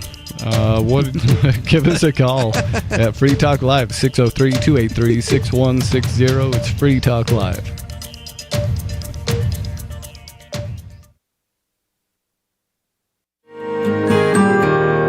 So the protection of life, liberty, and property is what the Free State Project is all about. But it's an effort to move 20,000 people who understand. It's about demonstrating to the entire country. Yeah, we can have a free market, a truly free market. Making it just a freer, great place to live. It's the world's largest voluntarist libertarian community, and it's only getting bigger. That's amazing, to be able to move to a place where other people passionately believe in being free and independent. What the Free State Project is managing to do, though, is to put their money where their mouth is. It's physically getting up across the country and saying, let's go someplace and let's demonstrate the power of these ideas. There's a lot of kind of philosophy that surrounds liberty. There's a lot of thinking about it and talking about it. But here in New Hampshire, people are doing it. 101 Reasons Liberty Lives in New Hampshire, a documentary by Free State Project Early Movers. Watch it free at 101reasonsfilm.com. 101reasonsfilm.com. From Feature Story News in Washington, I'm Nick Harper. The White House says US President Donald Trump is making air travel safer by reviewing hiring practices following Wednesday night's fatal mid-air collision in Washington. It comes as the president faces accusations of racism for suggesting diversity hirings contributed to Wednesday's crash between a passenger jet and a military helicopter. The White House press secretary Karoline Leavitt defended President Trump's comments at a briefing on Friday. When you are flying on an airplane with your loved ones, which every one of us in this room has, do you pray that your plane lands safely and gets you to your destination, or do you pray that the pilot has a certain skin color? I think we all know the answer to that question, and as President Trump said yesterday, it's common sense. The White House has confirmed fresh tariffs will come into effect on Saturday against China, Canada and Mexico. That's despite concerns the move will push up prices for US consumers. Here's White House Press Secretary Karoline Leavitt. I was just with the president in the Oval Office, and I can confirm that tomorrow, the February 1st deadline that President Trump put into place at a statement several weeks ago continues. The president will be implementing tomorrow a 25% tariffs on Mexico, 25% tariffs on Canada, and a 10% tariff on China for the illegal fentanyl that they have sourced and allowed to distribute into our country. A federal appeals court in the US has overturned a decades-old ban on handgun sales to teenagers. The conservative-leaning Fifth Circuit says the law violated the Second Amendment of the Constitution. FSN's Tony Waterman has more from Texas. The law, which bans handgun sales to anyone aged 18 to 20, had been on the books since the late 1960s, but the Louisiana court said it violated the constitutional right to keep and bear arms. Government lawyers had argued sales to teens were similarly restricted during the 18th and 19th centuries. It's unclear how the ruling will impact national gun sales. President Donald Trump has vowed to roll back gun regulation. Firearms remain the leading cause of death for children and teens in the U.S., averaging nearly 7 a day. The United Nations Secretary-General Antonio Guterres has demanded the immediate evacuation of some 2,500 children needing medical care in Gaza. Ever since Jody Jacobs reports from UN headquarters in New York. Of the 2,500 children, the vast majority need very simple medical treatment. But given the level of destruction in the Gaza Strip, this is not possible. The doctors met with the Secretary General this week to advocate for a centralized process for medical evacuations. Antonio Guterres has now added his voice to their campaign, calling on the international community to urgently assist evacuating the children. Jody Jacobs, New York. From Bureaus Worldwide, this is FSN. Don't miss a moment of Free Talk Live. Get our archives daily via our podcast at feeds.freetalklive.com.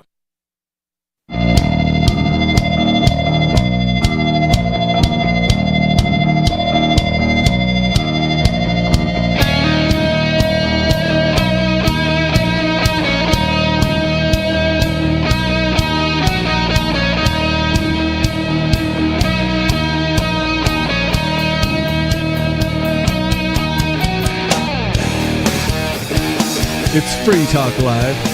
Talk radio that you control. Call in, get on the air with us. The phone number here is 603-283-6160. And I'd like to thank Lynette for being an amplifier with us here at Free Talk Live. That means that Lynette went to amps.freetalklive.com and signed up to support the show. AMPS stands for Advertise, Market, Promote, and Support. Thanks again to Lynette and everyone who supports us. Again, that's amps.freetalklive.com if you'd like to check out the perks and benefits of becoming an amplifier. In the studio tonight, it's Stu, Riley, and Richie Rich. And we're going to go right to the phones where we've got Kadu calling from Connecticut. What's on your mind, Kadu? Hey, have you guys checked out the Department of Girlfriend Efficiency app? No. No, what is this? Is that a real thing for the incels? It's fantastic. There's all kinds of girlfriends to choose from. Okay. And which one did you pick? Well, I'm still, scrolling through, checking out the options, but I'm upset. You're not a power swiper? They don't, not really. They don't have one yet who is okay with the Dorito crumbs on the bed, but I'm hoping that it'll show up soon. Is that like a checkbox in the fetish section? Yeah. Must be okay with Dorito crumbs. Another great. Give her the old orange fingers.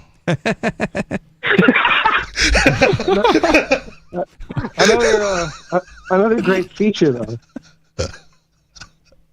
is the fact that, like, if you say, listen, make me a sandwich, and she says, I'm not going to make you a sandwich, or if she has a bad attitude, says, why are you playing video games all day? How come you never do anything useful or productive, and you don't have a job? She says something like that. You can within minutes, the police will show up at your house. You just hit the button on the app, and they set her straight. It's fantastic. Okay. They put her in the kitchen to make the sandwiches.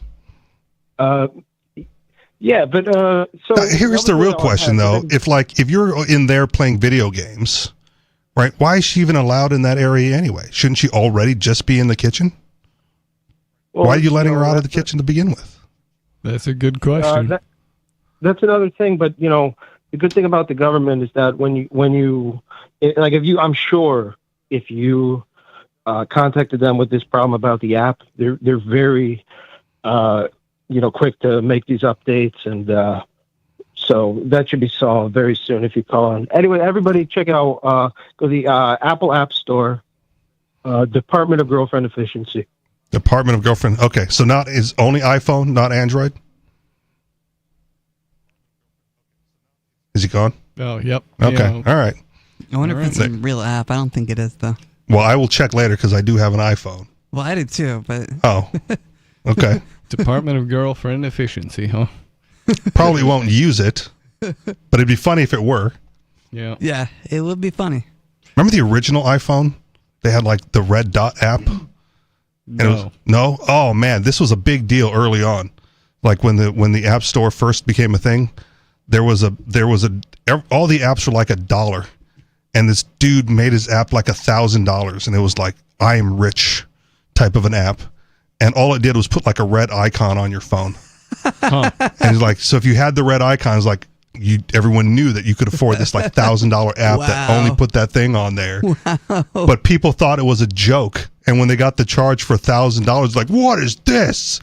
This is not what I paid for. I'm like, yeah, it was. It said, I'm rich. And it's $1,000. It was a thing. That's hilarious. It was. Hilarious. Yeah. That's obscene. Obscenely funny. I don't think you could get away with it now. There's more oversight on the App Store. But. Yeah, I'm sure there is. They wouldn't want you just to make an app worth $1,000. It's going to be putting a red dot on the screen. Yeah, you got to call it an NFT now, right? Oh man, don't get me started. Or a meme coin. NFTs have a legitimate function, and it was just they do. But it was abused. Yeah, when it first came out. Abused. It was abused because people wanted to make it seem like a picture was special or an album was special, rather than this is a non-fungible token to prove that you own property. Or own a house or own something. Leave it to humans to take something revolutionary and turn it into cats. Yes. So, or in this case, gorillas, right? Wasn't that the monkey NFTs? I don't know. It was. The big one that first broke Ethereum was the CryptoKitties. Okay, I remember that. All right. That was kind of an NFT game sort of thing. I feel like that was pre-NFTs, but all right. I remember the CryptoKitties. Yeah. Anyways. But our dudes like Gary Vaynerchuk going like, oh no, what you got to do, man, is like you got to take the receipt that you give people at your restaurant and just turn that into an NFT. Like, that's the dumbest thing I've ever heard. Yeah. Again, they turned it into a scam. What was like legitimate property ownership, right? Like, I own this thing. I'm creating an NFT that says this belongs to me, like your house or your car or your boat or whatever. And it could have been a way to establish ownership outside of government registration. Yep. Right. I don't need my state tokens, my registration with the state or my title or deed with the state, because I've got this digital thing now, this NFT. Right. No, and then they ruined it. To the DMV to have a title reassigned. Right. It just gets transfer reassigned when you send it to somebody else's wallet. Exactly. Yep. I've got a story here from NPR. Trump's executive orders on immigration lay the blueprint for the next 4 years. The Trump administration series of sweeping actions this week is a crackdown on illegal immigration, one of President's campaign promises. President Trump is sending 1,500 active duty troops to the border and ending Biden-era border and asylum policies. Not all of his executive orders will have immediate effects, but immigration experts say that taken together, they lay out a blueprint for how Trump aims to dramatically transform enforcement at the border and beyond. This is another weird one where like libertarians are divided for some odd reason. Yeah, well, yeah, because it's double contradictive. Like, well, you have libertarians who because open borders is the stance, but it should be that should be like the libertarian position. Oh, it is. It's my position. Free people should cross the borders of countries freely, or you do not have free people or free countries. Yep. But that being said, you know, it does get complicated though when you have like, you know, George Soros funding groups of it gets people who would never otherwise immigrate. It gets really complicated too when you add a welfare system, and then you have a bunch of welfare slaves that want to come in and get welfare, rather than ending the welfare system. The Republicans say, "We're going to end this illegal immigration." Yeah. Yep. Unnatural incentives, you could say, even because it goes way beyond welfare. Yeah, they're being given free bus rides here, put up in hotels. Yeah, you know, and that's not across the board. Some people will try to do it the correct way and wait 7 years, and some people will wait 3 days. And there's no rhyme or reason. None of it really makes any sense. It doesn't. And quotas for certain countries. Yep. Like, oh, we got too many of you people.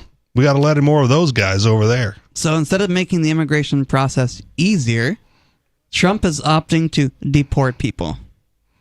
Someone brought up an interesting thing, like if Biden really cared about all the immigrants that were already here illegally, why not issue that blanket pardon at like the 11th hour before, you know, like you got his whole family out of there. He got Fauci off the hook, right? Pardon to all immigrants who were here, you know, between the years, yada, yada, yada, and this date, you know, you are now legal.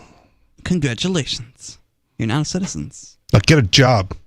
Yep. On another note, he's you heard that he's doing away with the anchor babies policy. Yeah. That's pretty controversial, isn't that one of the original things listed in the Constitution? It's not the original. I don't think it's necessarily original. I think it's the 14th Amendment that established it. Yes. And it came after the 1860s. Okay. So here's the controversial part of it. And if you want to pull up the text, I mean, I could do it quickly, but the verbiage that they're adjudicating is of the jurisdiction of, or within the jurisdiction of, or whatever. Like there's a comma in the 14th Amendment, and it talks about jurisdiction, and then there's another comma, and the entire argument is like between those two commas. And again, I was having this discussion yesterday with a buddy of mine, and one of the things that he brought up was like John McCain and Barack Obama and like their United States citizen status. And the claim was that even if Barack Obama was like born in Kenya, because he was born to two American parents, he's de facto an American citizen. And even though John McCain was like born on a naval base outside of the country or whatever base he happened to be born on, because he was like, born of American parents, that makes him an American. I go, okay, if that's the established line, right, then you have to use that when it comes to like Mexicans. Yeah. Right. If the Mexican mom and the Mexican dad is like of Mexican descent, it does not matter where they delivered that baby. That's a Mexican baby. Yeah. And I think that's Trump's claim to waive the birthright citizenship, is that the parents are of the jurisdiction of Mexico as Mexican citizens, right? And therefore their progeny is of the jurisdiction of Mexico and is therefore a Mexican citizen or whatever country, right? And therefore not of the jurisdiction of the United States and not granted de facto birthright citizenship. Well, some people disagree with that, even though sounds logical to me. The ACLU has gone ahead and filed suit against Donald Trump specifically. Okay. Charges the Trump administration with flouting the Constitution's dictates, congressional intent, and long-standing Supreme Court precedent. All right, I pulled it up real quick, so let me just give you the actual verbiage, and then you can carry on. Yeah. Section 1 of the 14th Amendment. All persons born or naturalized in the United States, comma, and subject to the jurisdiction thereof, comma, are citizens of the United States and of the states wherein they reside. So the whole argument is and subject to the jurisdiction thereof. Like that's where the argument is being hung. Okay. And again, already established, with Skid Row on the call, right? There's no real United States citizenship, so it's all null and void. Right. But they're going to say you are or you aren't, and that's where they're hanging it. Yeah.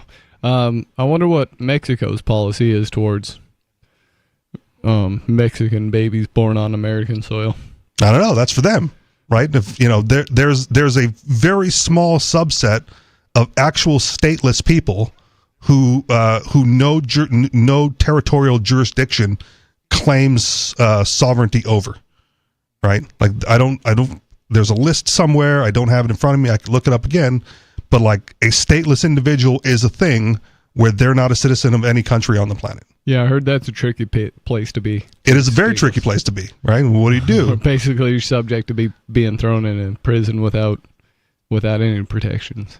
Right, and so per Elon Musk and Roger Ver, right? There's a price to pay for or what? How would I say? There's a I can't remember the exact quote, but I can't either. But there's a benefit to membership. Essentially. Yeah, something like that. Yeah. Yeah. Membership has its perks, or whatever he said. So if you have to be, it's to get away with that sort of thing, right? We're all fans of statelessness and anti-government, and you don't own me, right? But if someone doesn't claim you, life is difficult. Indeed. Well, according to Anthony D. Romero, executive director of the American Civil Liberties Union, denying citizenship to U.S.-born children is not only unconstitutional, it's also a reckless and ruthless repudiation of American values.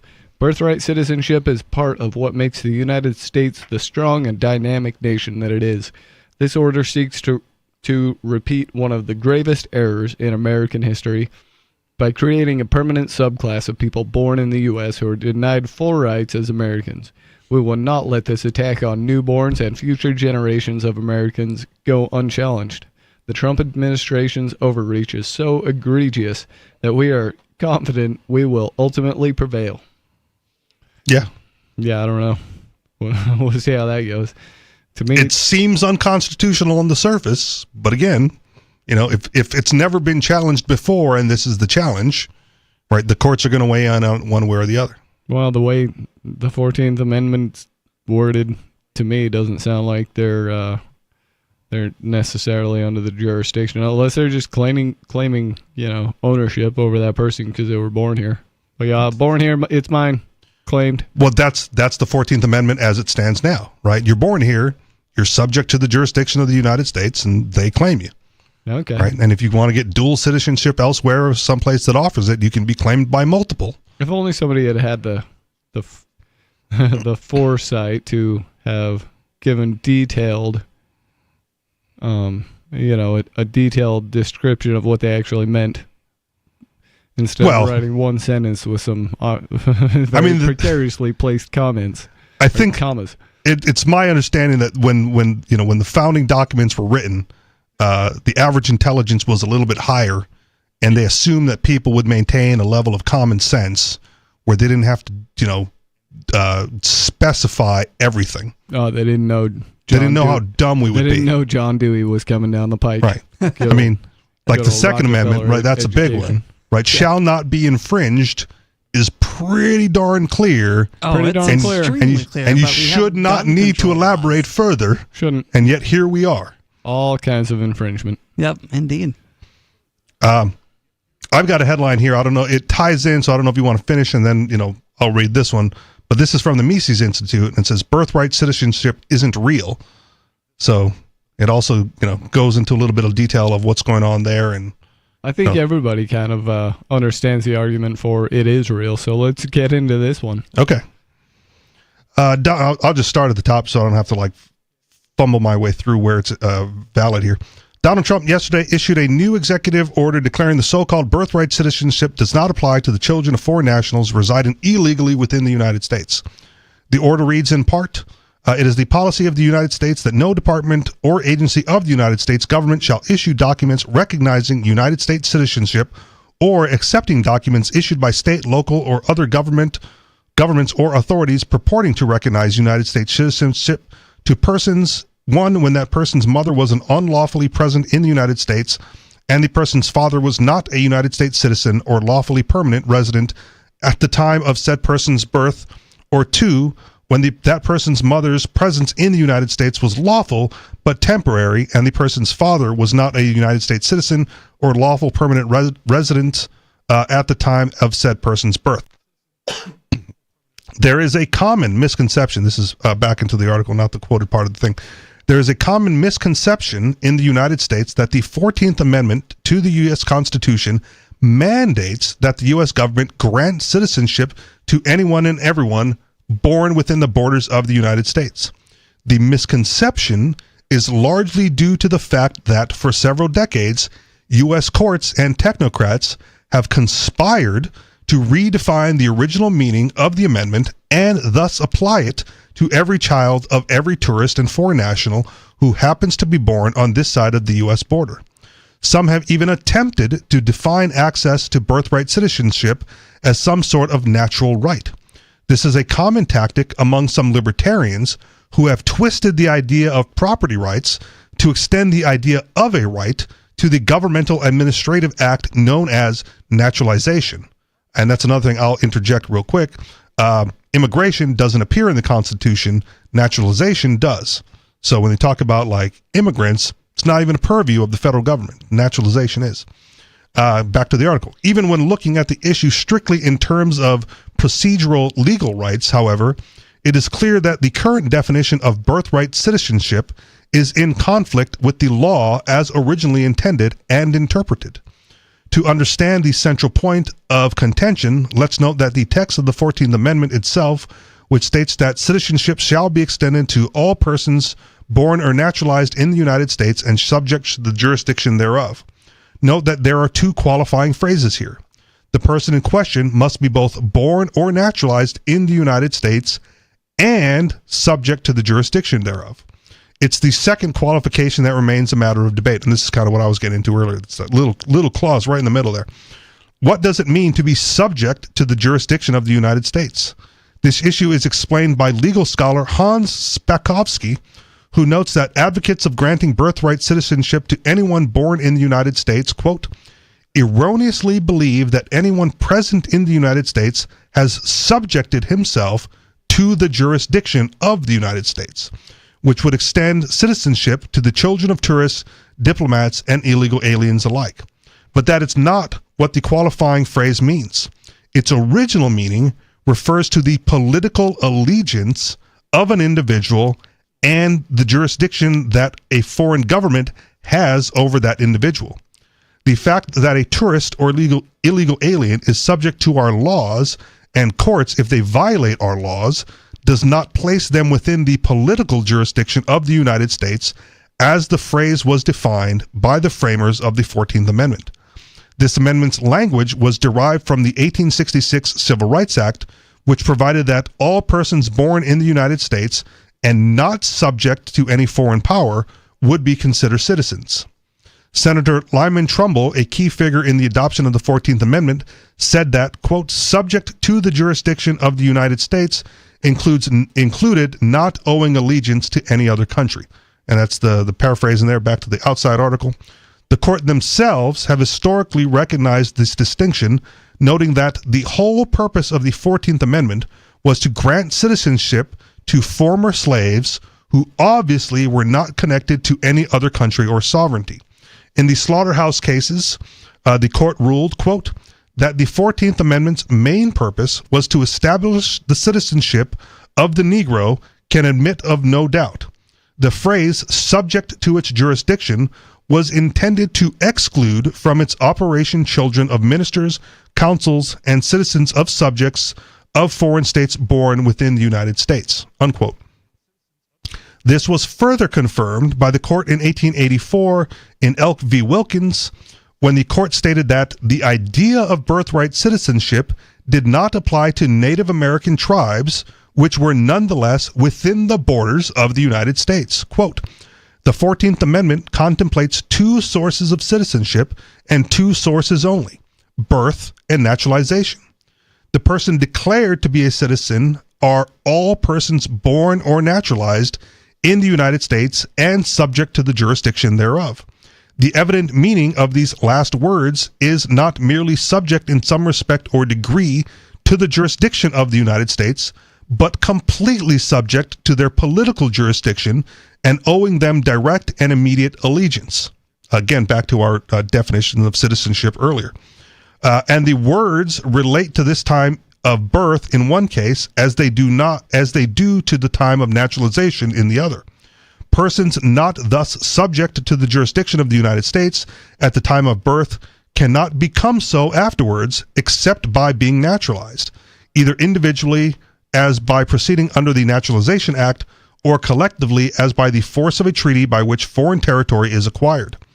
Indians born within the territorial limits of the United States, members of and owing immediate allegiance to one of the Indian tribes, an alien though dependent power, although in a geographical sense born in the United States, are no more born in the United States and subject to the jurisdiction thereof within the meaning of the first section of the 14th Amendment than the children of subjects of any foreign government born within the domain of that government, or the children born within the United States of ambassadors or of public ministers of foreign nations.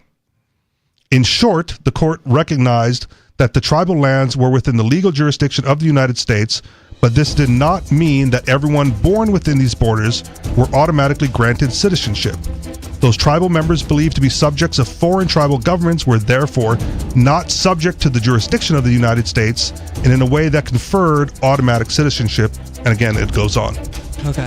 What do you think about birthright citizenship? Give us a call, 603-283-6160. It's Free Talk Live.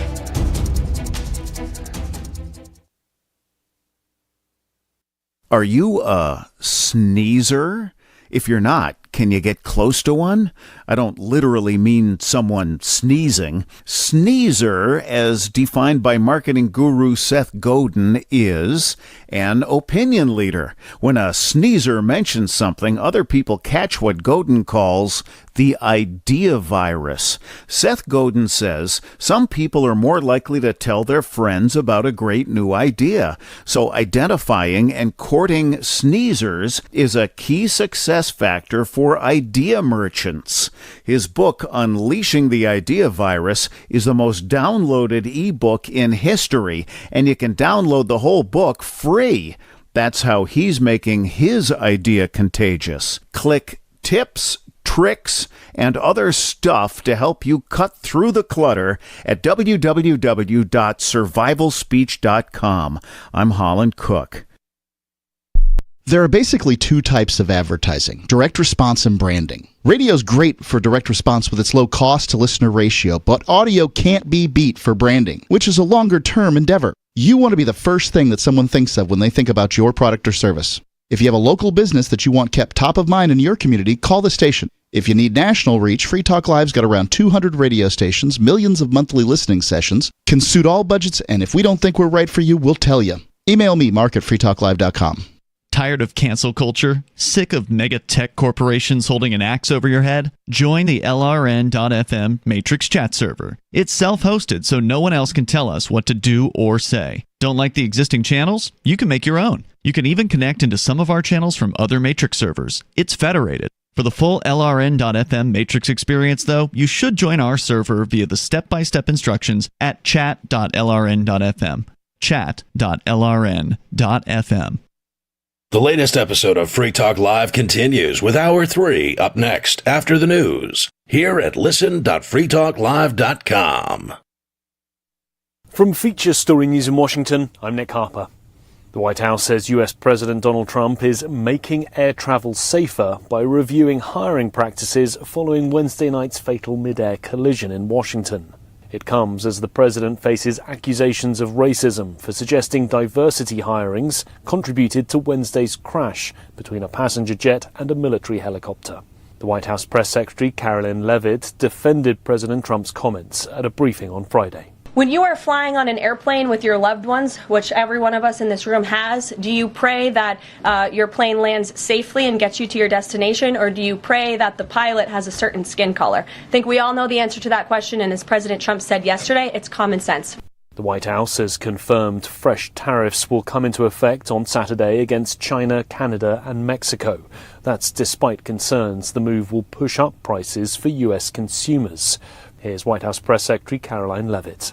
I was just with the president in the Oval Office, and I can confirm that tomorrow, the February 1st deadline that President Trump put into place at a statement several weeks ago continues. The president will be implementing tomorrow a 25% tariffs on Mexico, 25% tariffs on Canada, and a 10% tariff on China for the illegal fentanyl that they have sourced and allowed to distribute into our country. A federal appeals court in the US has overturned a decades-old ban on handgun sales to teenagers.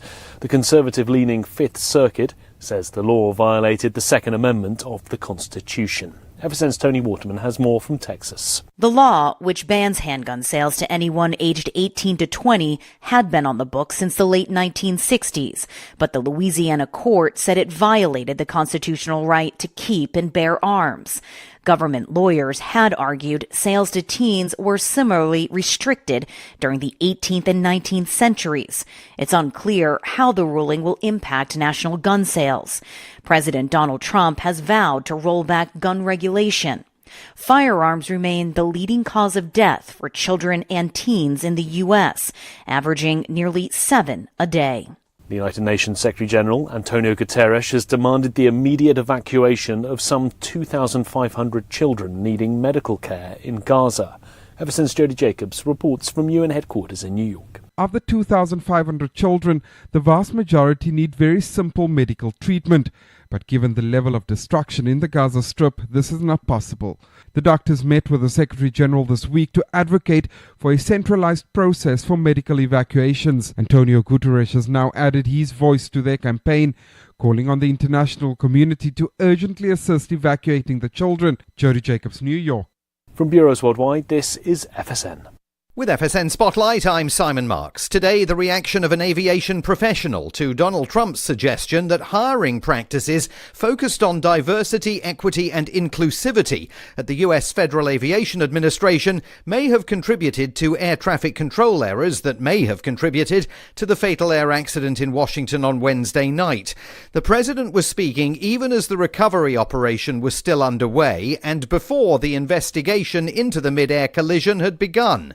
Terry Towser is a former airline pilot and author of the book Confessions of an Airline Pilot, Why Planes Crash. Does he think DEI is part of the problem? It's just not only disgustingly inappropriate, but I mean, it is stupid. I'm sure that the poor air traffic controller in this case is going to get hung out to dry, and it will be very interesting to see whether or not he was really working more than one position, because you can tell from the air traffic tape this is very, very busy. And I did notice that his conversation with the helicopter was very clipped and brief. So it might well come down to hiring. As in not hiring enough air traffic controllers rather than hiring too many based around DEI policies. The head of America's National Transportation Safety Board pleaded on Wednesday for lawmakers, the media and the public to give the investigation the time that it needs. She was speaking just 2 hours after the president insisted he wants it all over quickly. With FSN Spotlight, I'm Simon Marks. And the main news again, the White House says US President Donald Trump is making air travel safer by reviewing hiring practices following Wednesday night's fatal mid-air collision in Washington. The US has also confirmed that fresh tariffs will come into effect on Saturday against China, Canada and Mexico. And a federal appeals court in the US has overturned a decades-old ban on handgun sales to teenagers. There's more from us on X at Feature Story. That's Feature Story News. Nick Harper reporting. The American robin heralds the beginning of spring in temperate climates across North America. Its red breast makes it easily identifiable as the most disturbingly efficient murderer in the animal kingdom. Robins inculcate their young with these twisted maws. We see an adult robin feeding its young with the ripped-apart viscerae of an innocent worm. Like the Greek hero Atreus eating the flesh of his children at his own table, this black deed must surely curse the entire species. Even the most depraved acts of humanity pale in comparison to the robin's wickedness. Like idiot rapists, they commit their foul deeds with neither foresight nor hindsight. They live entirely in the present. Living beyond space and time, their god is the awful seething maelstrom of chaos at the center of the unfeeling universe. This is the Onion News Network. We're still not sure why you'd want to watch, but our video feed is streaming nightly for free at cam.freetalklive.com.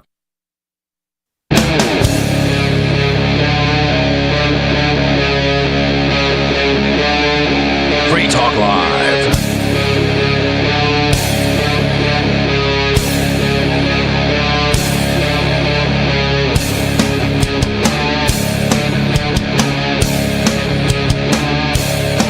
It's Free Talk Live. This is talk radio that you control. The phone number in the studio is 603-283-6160. Call and get your thoughts on the air. Some of you have wanted to support Free Talk Live's mission on a monthly basis, but don't want to support Patreon. Now we have an alternative that also helps our premier streaming platform, Odyssey. Visit video.freetalklive.com and click join at the top of the channel. You can subscribe for $5 per month, and unlike other subscription services, Odyssey adds their processing fee on top, so it will cost a little over $5 per month. But Free Talk Live will receive the entire amount you pledged. Higher donation tiers are available if you are feeling so inspired. You will get a special membership badge that is visible in the Odyssey chat room, and if we get enough supporters, we may enable members-only chat. This new subscription method is a great way to decentralize our direct listener support away from just Patreon and also support a libertarian-run business, Odyssey. Please visit video.freetalklive.com and click join to subscribe to our Odyssey channel and help support spreading our message around the planet. Visit video.freetalklive.com and click join today. In the studio tonight is Stu, Riley, and Richie Rich. And we were talking about birthright citizenship isn't real. Yep. So we were into the article, and I know it's wordy, and there's only a little bit left to go, so we might as well bang it out here. So I just want to recap for the listeners that Please. are just tuning in. So this article that Richie Rich is reading essentially says that birthright citizenship is not the way we understand it today, where anyone who crosses the border and has a child is automatically a citizen. Essentially what this is saying is that there's a small bit of a process, I'm guessing, that citizenship was determined, and it wasn't determined it was determined by whether the person had an allegiance to another country, right? Well, and the 14th Amendment establishment was to establish the citizenship of freed slaves. Okay. And specifically excludes Native Americans. Yeah. Right? So if Native Americans are within the border of the United States, but not United States citizens, right, then just being within the territorial border isn't enough. There has to be more.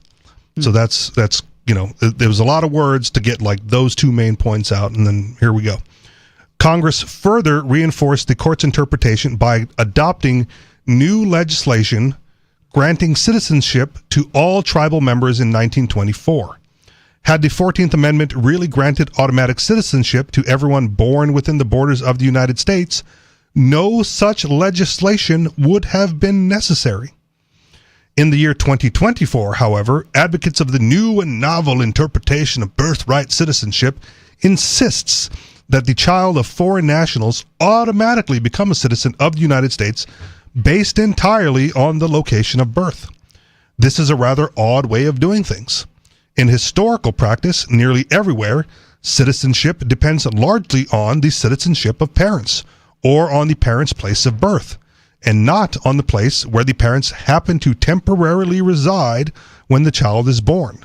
Thus, historically and globally, the child of foreign nationals is himself a foreign national. This is true, for instance, of children born to American nationals overseas. And that's kind of the example I gave with like Barack Obama and John McCain earlier, right? And born overseas, allegedly, right? Maybe the Hawaii birth certificate. But even then, Hawaii wasn't a state. Only in the United States does there appear to be widespread confusion about this. Of course, some libertarians or classical liberal readers might argue that such legal precedents are meaningless and that everyone deserves the legal right of citizenship. How citizenship is any sort of natural right or property right, however, remains a mystery. Has the child somehow homesteaded his citizenship? Obviously not. Has the child entered into a contract with a legitimate property owner to acquire the property of citizenship? To ask these questions is to see the absurdity of them. On the other hand, it is important to note that a lack of citizenship in any particular place does not negate anyone's property rights. Real property rights, what Rothbard called universal rights, exist regardless of one's citizenship, where he lives, or where he happens to have been born. And that's the end of the article. Okay. Yeah, that sounds pretty logical to me, that just because you were born on the chunk of the land that some government claims jurisdiction over doesn't mean you're a citizen thereof. So Trump is right. Yep, I'd say Trump is right on this one. Riley, pro-Trump on this one? I'll have to think about it. I'm not a huge fan of Trump, to be honest. Neither am I. I'm not a huge fan. I don't like deporting a whole bunch of immigrants. I don't either. I think it's a stupid idea. I think it's a terrible idea. But if we're going to look at the original definition of how birthright citizenship was handled, maybe Trump is right about this. All right. And maybe he should challenge it and see what comes of it. But the lower courts have already said, like, it's clearly anti-constitutional. It says never been more clearly anti-constitutional. What is this man thinking? Well, we'll see what happens. We'll see. Guess we'll see what the higher courts say. Talking about Trump and his attack on migrants, as some people might call it. Some people are very upset about this. I've got an article headline here from Reuters. Trump imposes tariffs sanctions on Colombia after it refuses deportation flights. Yeah. Like, we're sending them home, and they're like, yeah, we don't want them. Yep. What do you do with those people? Like, where are they citizens of now? Yeah. So let's get into this story. It says President Donald Trump said on that would be today he will impose sweeping retaliatory measures on Colombia, including tariffs and sanctions, after the South American country turned away 2 U.S. military aircraft with migrants being deported as part of the new U.S. administration's immigration crackdown. Colombia, the third largest U.S. trading partner in Latin America, swiftly responded, threatening a 50% tariff on U.S. goods. The country's leftist president, Gustavo Petro, later posted on X that he directed his trade minister to increase tariffs on U.S. imports by 25%. Which hurts his citizens. Yep. Yeah, that's right. Like if Trump's imposed tariffs hurt American citizens as far as what we have to pay, imposing tariffs on American goods entering in Colombia hurts more Colombian citizens. Indeed. So they're both going like, I'm going to get you by hurting their own people. Yeah. It's just absurd. Putting a tariff on foreign goods is kind of like putting sanctions on yourself. Yeah, it really is. And people, I mean, the left are all about pointing this logic out now, but when Biden was doing it, they were like, we don't really care. I guess in Trump's defense, you would say that he's not using it as a moneymaker. He's using it as a bargaining chip. Yeah. I've already covered that. He's on record as saying that. But if the other guy doesn't back down, right? Like you're trying to put enough pressure so the other guy backs down, or you calls your bluff or whatever. Mm-hmm. But if it results in like increased escalation and nobody's willing to back down, right? We know Trump's personality type. Yep. He's not going to back down. No. Right. And so if this leader Gustavo of Colombia is just as egocentric and headstrong as Trump, and he refuses to back down, then the bargaining chip is a wash, and it's just going to escalate into bad things on both sides forever, or at least 4 years until we get another crack at a presidency. Well, we might find out what that looks like. Colombia is the second Latin American nation to refuse U.S. military deportation flights. Trump's punitive action demonstrated his more muscular U.S. foreign policy and his renewed willingness to force countries to bend to his will. See? He's an egotistical strongman. Trump wrote on Truth Social that Petro's refusal to accept the flights jeopardized U.S. national security. I'm not buying that either. Yeah, I don't buy that. Yeah, national security is a weak argument. That's like what you use when you're all out of excuses. I mean, that was his reasoning for like trying to take over Canada and Greenland too. We need it for national security. Really? Did he say that? Basically. I must have missed that part. That's pretty okay. funny. At least Greenland. The retaliatory measures include imposing 25% tariffs on all Colombian goods coming into the U.S., which will go up to 50% in 1 week. A travel ban and visa revocations on Colombian government officials, and emergency treasury, banking, and financial sanctions. The CIA planes carrying the Colombian cocaine will get through just fine, though. I wonder if that means my coffee's going to get expensive. Oh, probably. You don't buy domestic coffee? Go with the Colombian stuff? It's all imported. A lot of it comes from Africa. All right. And other South American countries, but some of it's from Colombia. I'm from Hawaii, so like when I really need coffee, I just have my mom send me up like the 100% Kona blends. Oh man, Kona's good beans. Yeah, it is. Oh man, that sounds. I'd love to try that one day. Remind me, I may have a bag that is not in use, Riley, and I will gift it to you. Okay. Yeah, when I run out of good coffee, one of the go-tos that I get is a 10% Kona blend that you can get at the grocery store. So I figured that way at least it's 10% real coffee. No, it's like, hey, everything Ma, else there is just garbage. Send that care package. Chocolate-covered macadamia nuts and 100% Kona coffee. Oh, man. That sounds good. Trump said he would also direct enhanced border inspections of Colombian nationals and cargo. These measures are just the beginning, he wrote. We will not allow the Colombian government to violate its legal obligations with regard to the acceptance and return of the criminals they forced into the United States. He later posted a picture of himself on Truth Social in a pinstripe suit and a fedora in front of a sign reading FAFO, a common slang acronym for F around to find out. So he's dressed like a gangster on Truth Social. Yep. Did someone toss him a Tommy gun just for the photo op too? Yeah, like a zoot suit gangster, I guess. A pinstripe with the fedora, man. That's gangsta. Oh wow. Or hard R. That's gangster. America will no longer be lied to nor taken advantage of, U.S. Secretary of State Marco Rubio in a statement adding that Petro had authorized these flights but then canceled his authorization when the planes were in the air. Well, you can withdraw consent at any time, I guess. Yeah, you can. Anyway, it just goes on to say this is all part of Trump's sweeping crackdown on immigration. Yeah, again, like he got a lot of things right in the beginning, and from the libertarian perspective, like really fumbled it on the immigration issue. Hard. Yeah. Yeah. Yeah, well. You can't have everything in the world, I guess. Well, yeah, and again, it's too much pressure to expect that just because he did some libertarian things that he would do all the libertarian things. Yeah. Because then he would have just been the libertarian guy, Yeah. and he wasn't. Something tells me we got more of that coming. Oh, yeah. Guess he got pretty buddy with good old Bill Gates. And I was talking to someone else, same buddy of mine yesterday, about the libertarian vote for Trump.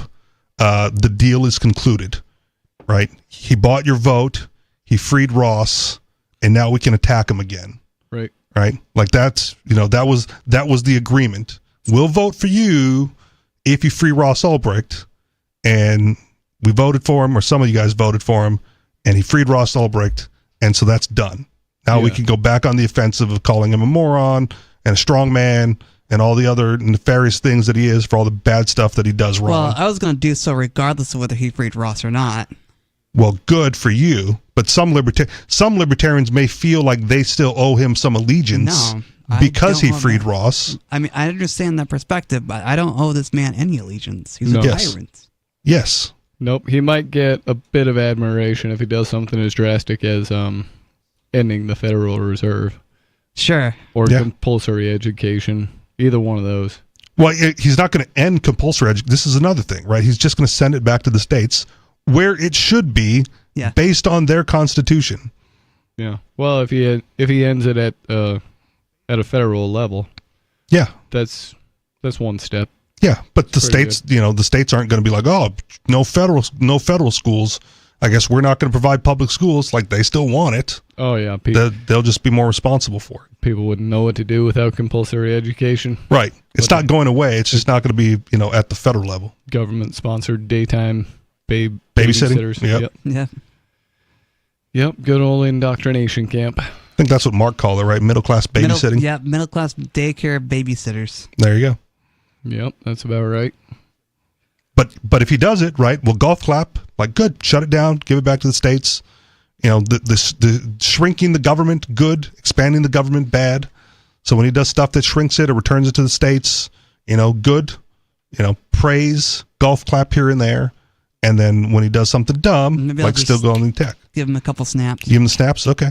Jazz fingers? Yeah. All right. Good job, Trump. But we'll see. We will see. So, Riley brought a story he wanted to talk about where the Air Force removed course material about women and black pilots. The Tuskegee Airmen? Yep, that's right. And this story is by CBS News. A reputable news source. Thank you, Ryan.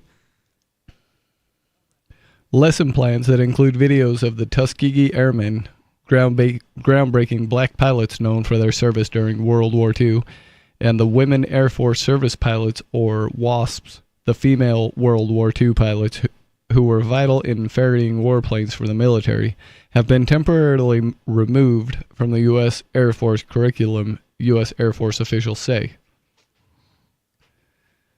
The lesson plans for basic training that have to do with diversity are under review to determine if they comply with an executive order from President Trump that aims to end diversity, equity, and inclusion programs within the federal government. Oh man, see, and this is unfortunately why you need DEI to begin with in a lot of cases. Yeah.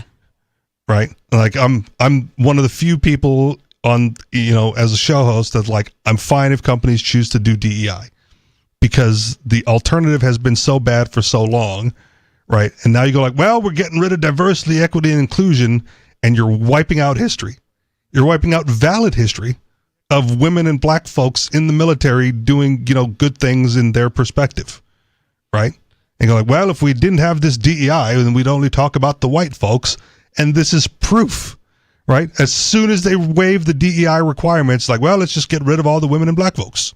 Oh, that assumes, though, that this got put into the curriculum as part of DEI. No, but it proves why DEI is necessary, because when you remove DEI, they're trying to remove it from the curriculum. Huh. An Air Force official told CBS News immediate steps were taken to remove curriculum that is now under review to ensure compliance with executive orders issued by the president. Historical videos were interwoven into U.S. Air Force and Space Force curriculum and were not the direct focus of course removal actions. Additional details on curriculum updates will be provided when they're available. In a statement to CBS News on Sunday, Lieutenant General Brian S. Robinson, Air Education and Training Commander, said the block that included videos is being revised because it included DEI material and emphasized that no curriculum or content highlighting the honor and valor of the Tuskegee Airmen or women Air Force service pilots has been removed from basic military training. He said the revision, which would adjust the curriculum to align with the President DEI executive action, began on January 23rd, and that no airmen or guardians will miss this block of instruction. So it is or is not being removed? Because it sounded there like they're still leaving it in for now while it's under review. That is what it sounds like, right? It sure sounds that way. But it's hard to tell because, I don't know. It's also not a DEI issue, right? It's a historical fact. Right. But again, it highlights, the necessity of DEI in some cases where they try to whitewash historical facts, and what what those folks claim about, the whitewashing and the patriarchy and all that from the history books, right? Like it's there, it happened. We should talk about it. Yep. The revised training, which focuses on the documented historic legacy and decorated valor with which these units and airmen fought for our nation in World War II and beyond, will continue on 27th of January, Robinson said. The Air Force has not removed these airmen's incredible heritage from any training. Their personal examples of service, sacrifice, and combat effectiveness are illustrative of the core values, character, and warrior ethos necessary to be an airman and guardian. The problem may not be with the historical videos themselves, but that they were used in Air Force basic military training DEI coursework. However, the lack of clearer guidance has sent the Air Force and other agencies scrambling to take the broadest approach to what content is removed to make sure they are in compliance. Among the many executive orders since his January 20th inauguration, Mr. Trump took aim at rooting out diversity, equity, and inclusion, or DEI programs within the federal government. This is also one of the cases I made before, right, of why it may be important for some organizations to have DEI in place, and that's to secure an opportunity for the future, right? If you want women and minorities to apply for certain positions, and because maybe they'll be the best at them, right, then they have to see a path to it. And if you remove like the women and the minority presence, right, in those fields, then they don't see a path to it and they won't even try. And then you may not be getting the best candidates you have. You'll get the best candidates now, but you won't in the future. But if you show them a path, in those fields, like I used the example in the past of women in STEM, right, science, technology, engineering, and mathematics, right, if you show them a path, they might be able to do well. And that's not saying that immediately they're going to be better than the men, but that in the future, as more women start to enter those fields, as more women and minority enter the Air Force, because they see a path to success within it, right, then you have a larger pool of candidates from which to derive the best candidate from. I don't know if that really holds up. To me, that it's just tweaking an incentive. Is artificially creating an incentive. But it's been artificially decreated by not giving them a path to it, right? In a white male dominated society, ableist society, I imagine. That may be true, or that may have just been the way things worked out best for people back then. I don't know. Yeah. What do you think about white DEI? male dominated society worked really well for white males? You think DEI is good or bad thing? Call us here at Free Talk Live, 603-283-6160.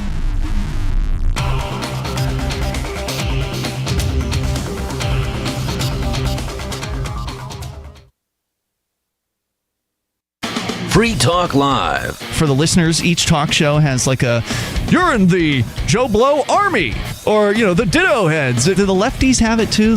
I couldn't tell you. Ed Heads, isn't? Yep, Ed Heads. Yeah, Ed Heads. So they all have them. I really want to hear from you. I'd like to rename our listeners Mindless Free Talk Live Zombies. What do you think? The Free Talk Live automatons. Call in if you're a mindless Free Talk Live zombie. What does it mean to you to be left? What does it mean to you to be right? What does it mean to you to be conservative? What does it mean to you to be liberal? I think they're very vague concepts that pit people against one another. Many people who otherwise, in the absence of being able to plaster themselves with that label, might find out they've got an awful lot in common. Free Talk Live, 7 nights a week from 7 to 10 Eastern at freetalklive.com. From Feature Story News in Washington, I'm Nick Harper.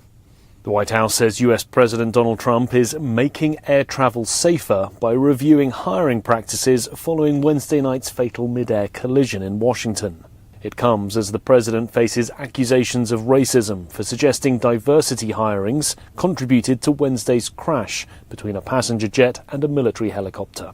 The White House press secretary Karoline Leavitt defended President Trump's comments at a briefing on Friday. When you are flying on an airplane with your loved ones, which every one of us in this room has, do you pray that your plane lands safely and gets you to your destination, or do you pray that the pilot has a certain skin color? I think we all know the answer to that question, and as President Trump said yesterday, it's common sense. The White House has confirmed fresh tariffs will come into effect on Saturday against China, Canada and Mexico. That's despite concerns the move will push up prices for US consumers. Here's White House Press Secretary Karoline Leavitt. I was just with the president in the Oval Office, and I can confirm that tomorrow, the February 1st deadline that President Trump put into place at a statement several weeks ago continues. The president will be implementing tomorrow a 25% tariffs on Mexico, 25% tariffs on Canada, and a 10% tariff on China for the illegal fentanyl that they have sourced and allowed to distribute into our country. A federal appeals court in the US has overturned a decades-old ban on handgun sales to teenagers. The conservative-leaning Fifth Circuit says the law violated the Second Amendment of the Constitution. FSN's Tony Waterman has more from Texas. The law, which bans handgun sales to anyone aged 18 to 20, had been on the books since the late 1960s, but the Louisiana court said it violated the constitutional right to keep and bear arms. Government lawyers had argued sales to teens were similarly restricted during the 18th and 19th centuries. It's unclear how the ruling will impact national gun sales. President Donald Trump has vowed to roll back gun regulation. Firearms remain the leading cause of death for children and teens in the U.S., averaging nearly 7 a day. The United Nations Secretary-General, Antonio Guterres, has demanded the immediate evacuation of some 2,500 children needing medical care in Gaza. FSN's Jody Jacobs reports from UN headquarters in New York. Of the 2,500 children, the vast majority need very simple medical treatment. But given the level of destruction in the Gaza Strip, this is not possible. The doctors met with the Secretary General this week to advocate for a centralized process for medical evacuations. Antonio Guterres has now added his voice to their campaign, calling on the international community to urgently assist evacuating the children. Jody Jacobs, New York. From Bureaus Worldwide, this is FSN. You can help spread the ideas of liberty with our Patreon for just $5 per month at amps.freetalklive.com.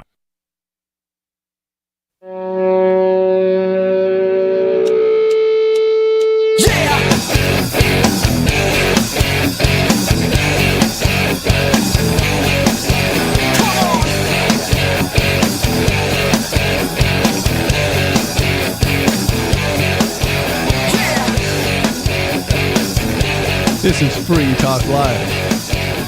It's talk radio that you control. Give us a call. Get your thoughts on the air. The phone number to us here in the studio is 603-283-6160. And in the studio with me tonight, you've got Riley. And Richie Rich. And just now we were talking about DEI and whether it's a good thing or a bad thing. And we covered a lot tonight. DEI, citizenship. Yeah, we definitely covered a lot. Pardons. Yeah, preemptive pardons, Ross Ulbricht's pardon. And I think the update to the story we had was that, the trainings are now including the history that was removed. Yeah. Yeah, it looks like they went ahead and removed it for review and then put it right back in. They saw the error of their ways. Yeah. Whoops. DEI is here to stay. I guess they just checking themselves because King Trumpikins is on the tear. Yeah, well, King Trumpikins just has an ego and can't take having his ego challenged, you know. Yeah. Again, it's strongman leadership. Yeah. Oh, okay. Before we move on, let's just talk about this real quick because this came up during the week as well, and probably going to go nowhere. But some Republican House member introduced legislation to give Trump a third term. Anybody? Did you see that? I did see that one. I've heard about it. Yeah. Okay.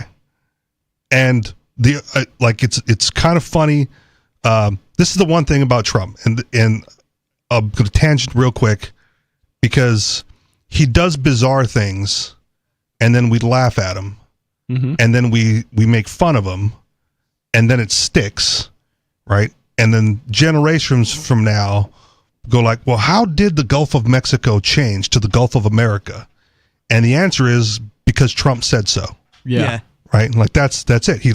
He said it, and then he started putting it in documents, and we're going to make fun of those documents, and eventually we'll just start satirically calling it the Gulf of America, and some kid's going to hear it, and they're just going to repeat it, and then our grandkids will just know it as the Gulf of America.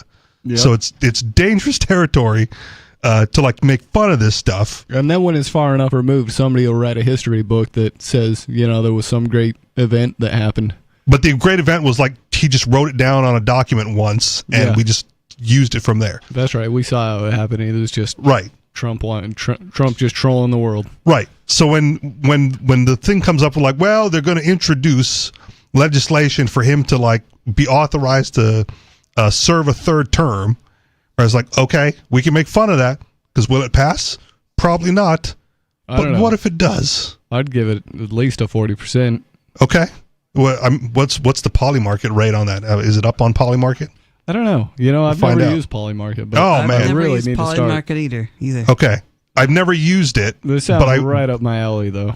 You got to have crypto because that's how you pay for stuff on there, I think. Mm-hmm. I've never used it. I don't have any money in Polymarket, but I do reference it on occasion when I want to see what the odds of something are. Yeah. So anyway, you can check Polymarket. It's creepy good at predicting things, right? It's a predictive market. It's like the collective consciousness of bettors, and that's how you get the odds. Yeah. Anywho, so if they introduce it, the only way this is my satirical take on this, the only way I can see that the Democrats jump on board and have this thing passed is we'll finally get the showdown between Donald Trump and Barack Obama. Because if Trump's eligible for a third term, so is Obama. So is Obama. Yeah. And if anybody can beat him, besides Joe Biden in a fair fight. Yeah, that's a good point. I think you bring Barack Obama out of retirement. You put him head to head against Trump. He was the one who was making fun of Trump initially when Trump said he was going to run. Yeah. And this is what we got. Yeah. So we'll see. If we can get the Democrats on board with allowing the third term just to get Barack Obama versus Donald Trump for the third term showdown, I'm all for that. Okay. That sounds like a fun show. Right. But again, if they do it, it's going to open up third terms across the board and then fourth terms, and it'll be a mess. And it'll be because the history book will say, well, back in 2025, this one guy, introduced the legislation, and that's all it took. It was unanimously passed or bipartisan support, and that's how we ended up where we're at. To answer your question, the Polymarket odds on will Trump repeal presidential term limits is at 5%. Okay, so if you think it's 40%, it's a good time to get in. Yeah. Because even if it goes up, you can get out. You can get out and still make some money on it if it goes up. Yeah, we'll see. But again, Polymarket doesn't think it's going to happen. But now that they know that this will bring Barack Obama out of retirement, let's see if we can bump that number up. Yeah, it's got action. There's 100,000 in volume today. There you go. So we'll see. All right, moving on. That's all I had on that. Riley, are elephants people? Do elephants have rights? That's a really good question. So, I don't know if an elephant is a person, but they can paint. Okay, but how does it make him a person? I don't know. I'm just asking. How do we determine if someone or something has rights, though? And what is a right? Even deeper question. I don't know if we want to get into that. But elephant, not a person, because not a human, right? And we can at least say that subsets, different species. Yeah, I would say not a person. Not a person. Okay. Not a person. Is this something that we have to adjudicate in court, though, or is our opinion enough to suffice? Well, I don't know, because there are conflicting definitions of person. Yeah. Right? Okay. The corporate personhood. Colloquially, it's used as just human or average human. I don't know. Well, then, good thing it went to the courts. Yeah. Elephants can't sue to leave the zoo. Court rules. So the courts have decided. The authorities in Colorado. Colorado's highest court on Tuesday ruled that 5 elderly elephants don't have legal standing to sue to leave a local zoo because they're not human. Wow. Who was petitioning this? Were the elephants like, no, please let us? Yeah, did they fill out their own paperwork? Right. Yeah. Did they call the lawyer's office? It was an animal rights group. An animal rights group had sought to have the African elephants Missy, Kimba, Lucy, Lulu, and Jumbo freed from Cheyenne Mountain Zoo and moved to an elephant sanctuary, citing a legal process known as habeas corpus that allows individuals in custody to challenge their detention or incarceration in court. Well, I think that's, I don't think they honor that anymore anyways. No, I'm pretty sure they don't. I mean, Lincoln suspended it during the the war between the states. Well, that's just because there was an emergency. Oh, wait, there's always 20-something emergencies. There's always emergencies. Going the government on at any gets given time. Power I'm pretty sure if you look at the history, no emergency has been repealed. And so for the last 200 years, the United States has been perpetually in a state of emergency of some kind. It wouldn't surprise me. Yeah, I read a thing about this, and it's there have been periods of time when it wasn't, but okay. But for all of modern history since the First World War, certainly. Yeah.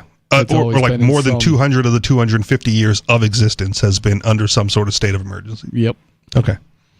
And my question would be okay, so these activists want these elephants freed, and they decide to sue on behalf of the elephants, as opposed to going to the holders of the elephants and going hey, is there any chance you can set them free?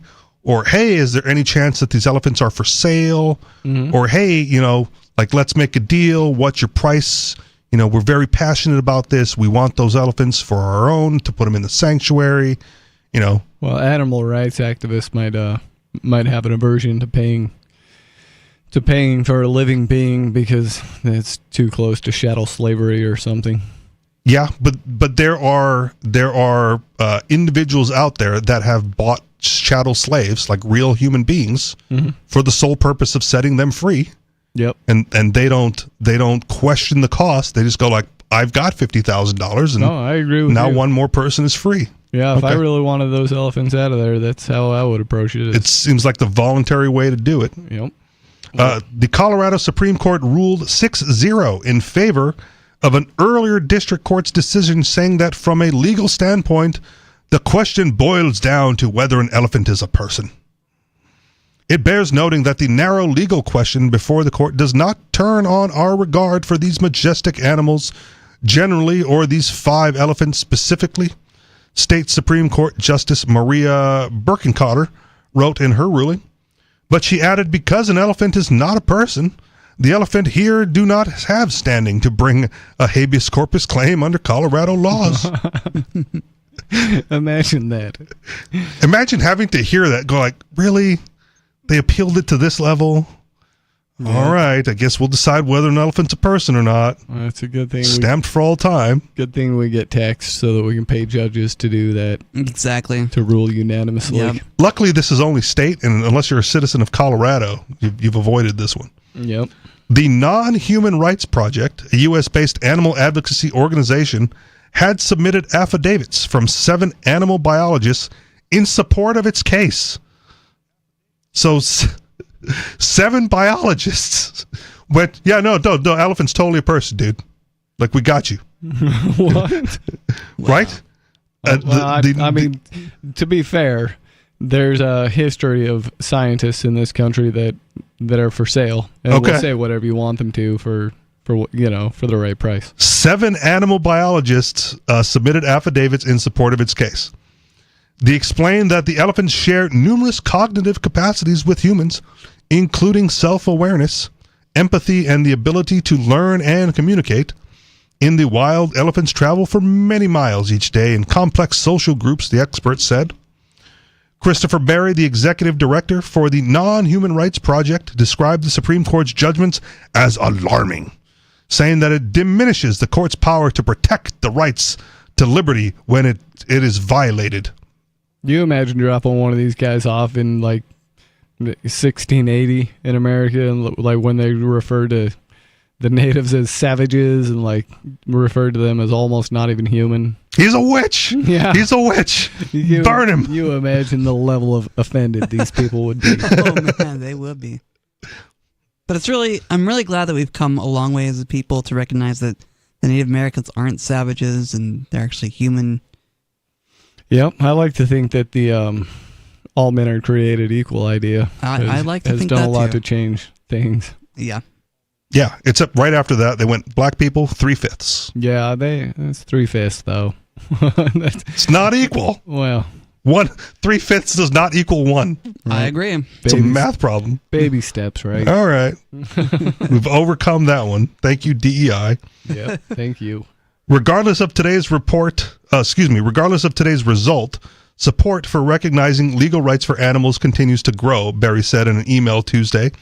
He said the rights group is exploring ways to proceed in the Cheyenne Mountain Zoo case. In a statement, Cheyenne Mountain Zoo described the lawsuit as frivolous, noting that the rights group has attempted and lost similar suits against several other reputable zoos. While we're happy with this outcome, we are disappointed that it ever came to this, the zoo said. For the past 19 months, we've been subjected to their misrepresented attacks, and we've wasted valuable time and money responding to them in court and in the court of public opinion. A New York court reached a similar decision over an Asian elephant at the Bronx Zoo named Happy in 2022. In another case brought by the animal rights group, 2 New York judges expressed a dissenting opinion in support of Happy's right to liberty, Berry said. So not unanimous in New York. Interesting. As we've seen in other movements, early losses are to be expected, Berry said. While courts are often influenced by decisions in other states, every state has its own independent body of law.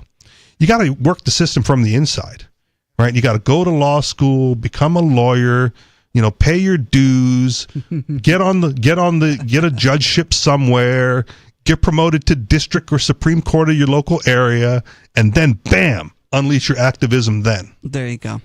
As an elephant? No. That'd be hilarious. That would be hilarious. Like Paddington. Where is it? The group has 2 other cases pending on appeal. Berry said one in Michigan on behalf of chimpanzees at a roadside zoo, and one in Hawaii on behalf of 2 elephants at a zoo. There's only like one zoo. Wildlife advocates, we call it the zoo. Wildlife advocates have long argued that keeping animals in captivity can cause suffering, even in facilities that aim to teach visitors about ecology and daily care. A woman was killed recently by an elephant at a venue in Thailand advertised as an ethical sanctuary, shining a light on the moral issue and potential dangers surrounding tours that involve the animals in Australia last year. In Australia last year, a koala sanctuary stopped offering cuddles with the furry animal amid growing concern about the risk of selfie-style tourists' encounters to animal welfare. A big part of our challenge is simply overcoming the inertia of the status quo, and that requires time and education, Berry said. As we overcome that inertia, more and more judges will find the motivation and courage to rule in our favor. End of the article. All right. I don't know. Does it come down to reciprocity, Riley, as far as who you extend rights to? What do you mean by that question? Well, they say, the thing always comes up about like vicious animals, right? You can say the tiger has rights, but it will attack you. Right. Right. And so we don't grant rights to, vicious animals because their nature is to attack. We don't grant rights to food because, hey, we got to eat, right? Beef is delicious. So if they were to be able to articulate rights back to us, right? Like, no, I'm totally not going to attack you, bro. Right. Then, maybe we go like, okay, we're not going to hurt you. We're not going to put you on the list.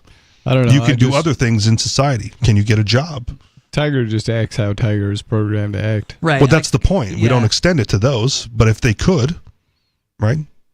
Yeah, I guess if they could. Dogs have jobs, right? There's police dogs everywhere. There's, what do you call those? The rescue dogs and whatnot. They're able to be employed. They can collect the paycheck somewhere. They're not harmful. I don't know if that gives them rights per se. All right. Anyways, right now we're going to go to the phones where we've got David in New Mexico. What's on your mind tonight, David? Bunch of stuff. So what you just said about the police dog, since you hate cops, why don't you take the I don't hate cops. It's just I'm setting it up. It doesn't mean whether you factually do or you factually don't. I'm just setting up a little narrative here. I'm laying the groundwork, all right? So since you hate cops, where was I? Since you hate cops... That's where you were. That's exactly how far you got the first time. Since you hate cops, why don't you seize the opportunity to condemn them for sending a poor, dumb animal against some dude with a handgun because you're too scared yourself to go against that dude with a handgun, so you're going to send the dog in there first. Okay. I condemn the cops for sending the dog in first. I condemn the cops for sending the dog in first. Now you happy? Because I hate cops. Yep, me too. Not the hating cops part, though. I just think they made a bad decision. We all make bad decisions. Let's go to the next one. If Injuns ain't savages, Riley, then what do you call... and he said Indians, so we know we're talking about Native Americans, not people from India. Right. There you go. That's right. See? Besides, the Indians say Indians. They don't say Indians in all cases. Lots of them because they're not Indians. They're not from India. Well, sometimes they claim to be Indians or Indians, so it gets confusing. Anyway, that's why. Remove the confusion. Just call them Indians. Riley. If Indians ain't savages, then what do you call Native Americans that committed a human sacrifice on hundreds of thousands of their own people? I wouldn't say that's savagery. I'd say it's misguided religiosity. I'd call them eugenicists. That too. Isn't it rather savage, if not barbarian, behavior, though, Riley? I could show you worse things that I think white it's Europeans very evil have done. behavier, but white Europeans have done the same thing. We're going to seize on the opportunity to attack. So you see how this works here, people? Well, somebody wants to condemn an egregious behavior by one group of people who generally consider to be a minority, and then immediately some dude like Mr. Dude on the first chair there comes and then defends the poor minority and finds something wrong with the white man. I mean, I could point out atrocities done by any culture. Absolutely. Yeah, I know. So why bother? But does that make everyone savages, or does that make the minority culture less savage? Wait a minute. Y'all getting ahead of yourself. How come? Why are you affecting that accent all of a sudden? That's right. How come? I'm channeling some people that I used to know, eh? So how come when a dude points out some egregious behavior... See, when a dude loves another dude... Yeah. Wait a minute. Shut up there, Mr. Funky Beard. So how come you feel the need... You can't just discuss what is brought up. You feel the need to deflect that argument and put it all back on the white man. How come? Just to show that it doesn't have to do with the group that these individuals belong to, and the only individual I blame is the one that's actually sacrificing babies or whatever.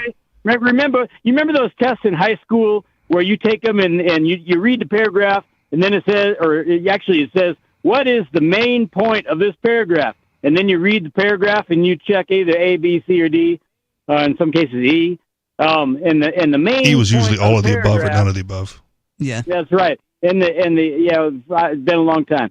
And so the main point of the paragraph, what the question was posed, it was put upon the table that that Riley had previously said that Indians are not savages, and then I put on the table in reply to Mr. Riley that what then would you call a group of people that committed human sacrifice on hundreds of thousands of people?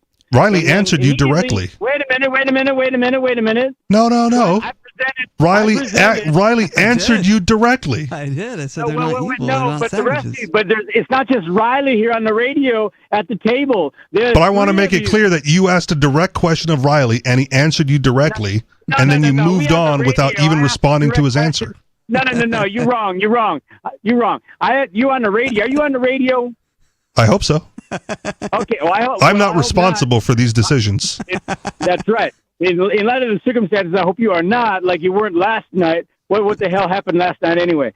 So the presumably there are three, not just Riley sitting at that table. There are two more of you, and then presumably you are on the radio, and there are millions and millions and millions and millions of other people listening. And so I'm not just talking to Riley. I'm talking to everybody who is present in this little forum of yours. But you asked Riley directly. You made sure to use him by name and say, "Hey, Riley, I have a question for you." Then he answered your question directly. Trying to present colorful discussion. He makes a mistake. One, he didn't take into consideration that splitting hairs, beard hairs, Mr. What's your name again? I forgot. No loss. Anyway, Mr. Yellow Shirt. I am Yulaw, and I will be the one. Mr. Funky Beard, Yellow Shirt, I forgot to take into consideration that dude is sitting there and is going to split hairs on everything we say, and so therefore... I'm not splitting hairs. I'm saying you asked Riley a question, he answered your question, I did not Stu chimed in, and you didn't like Stu's response, and totally disregarded Riley's answer. Mentioned his name. When you address one of us, you're going to get a response from the person you addressed. Exactly. That's just courteous. Well, that would be nice, except I got a response from the other two of you, too. I didn't answer you at all. Well, I'm curious, David. What? Back onto the subject that we were originally speaking. Are you also questioning? Do you consider Native Americans savages? Let's see. Well, it would be fun to go down that road, but unfortunately, presently they don't really qualify as savages, so no. Okay. So you also would not call them savages? Not presently. I said presently. You remember I used the word presently? I do. Thanks for the call, David. If you didn't get in tonight, you can call us on Saturday. We'll be back. We should be there. Phone number is 603-283-6160. This has been Free Talk Live.